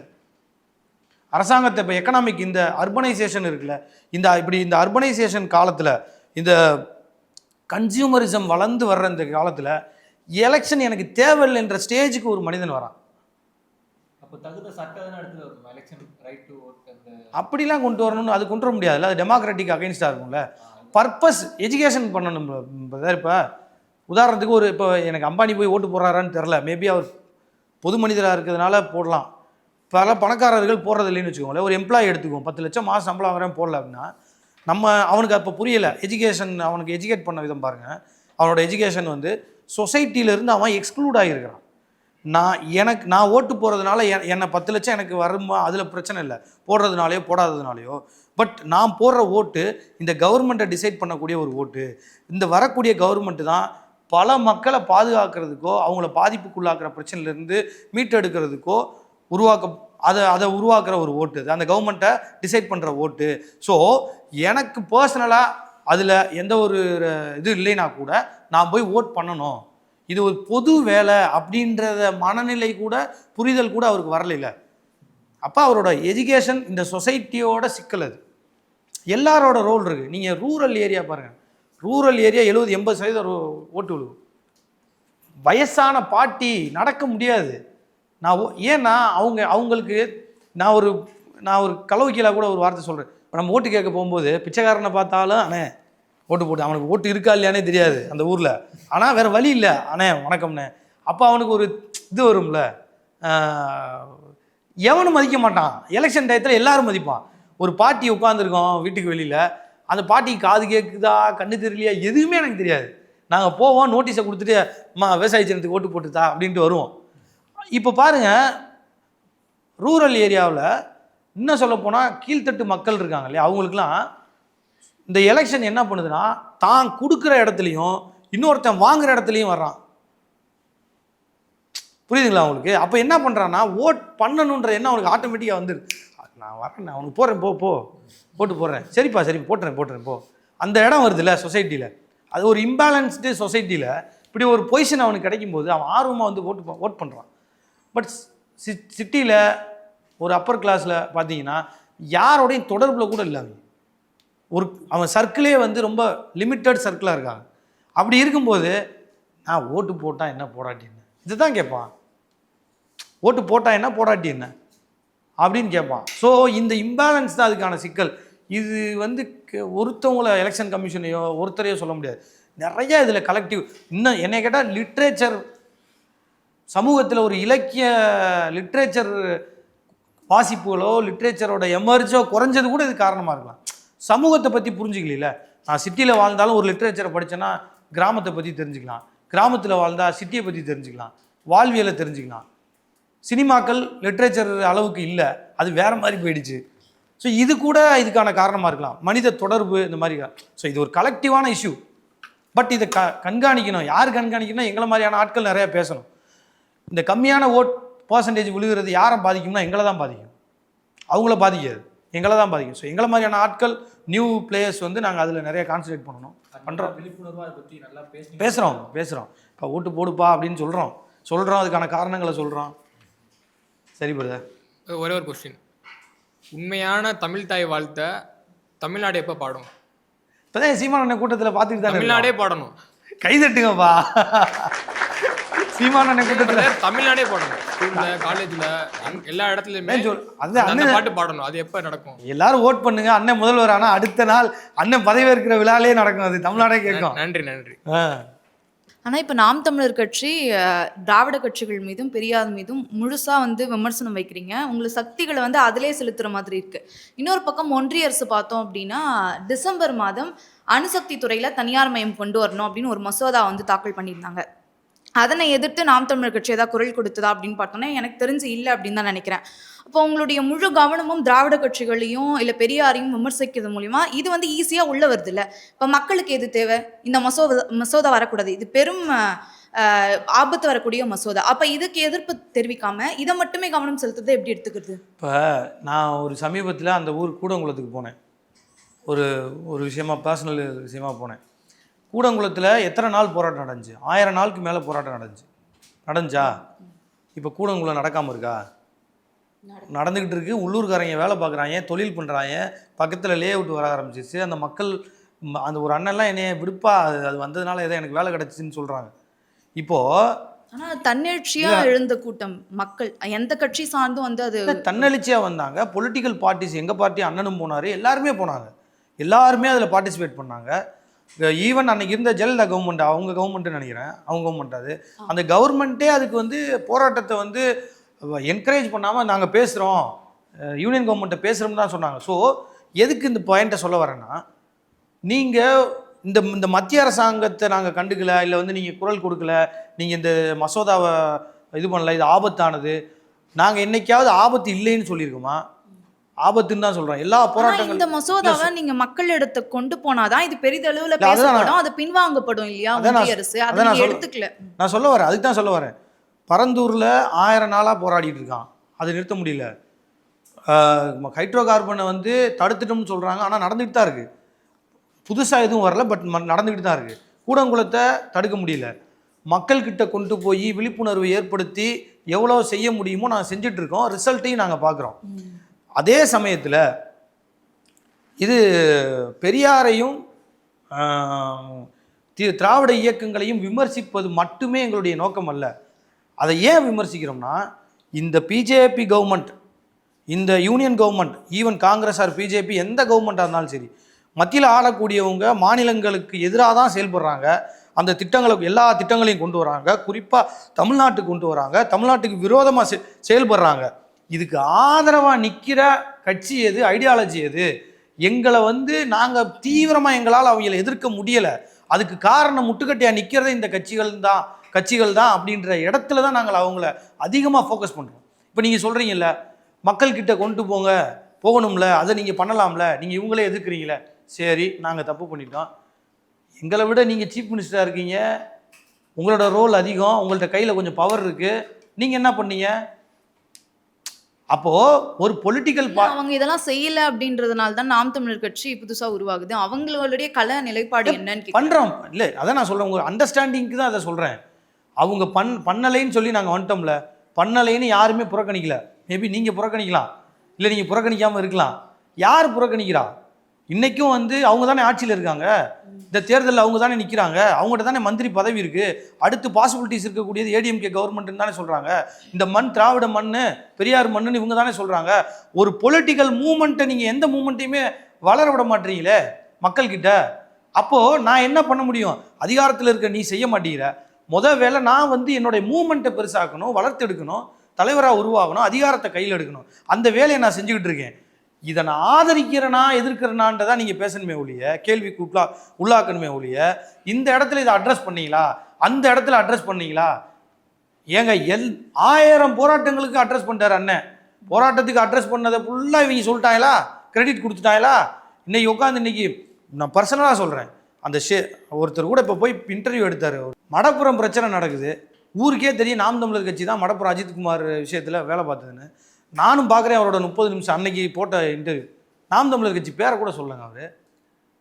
அப்போ நாங்கள் போராடினதுக்குலாம் நீங்கள் வந்து இது வரைக்கும் சீமான் அண்ணன் என்னைக்கு அவர்லாம் அங்கீகரிச்சிருக்காரு?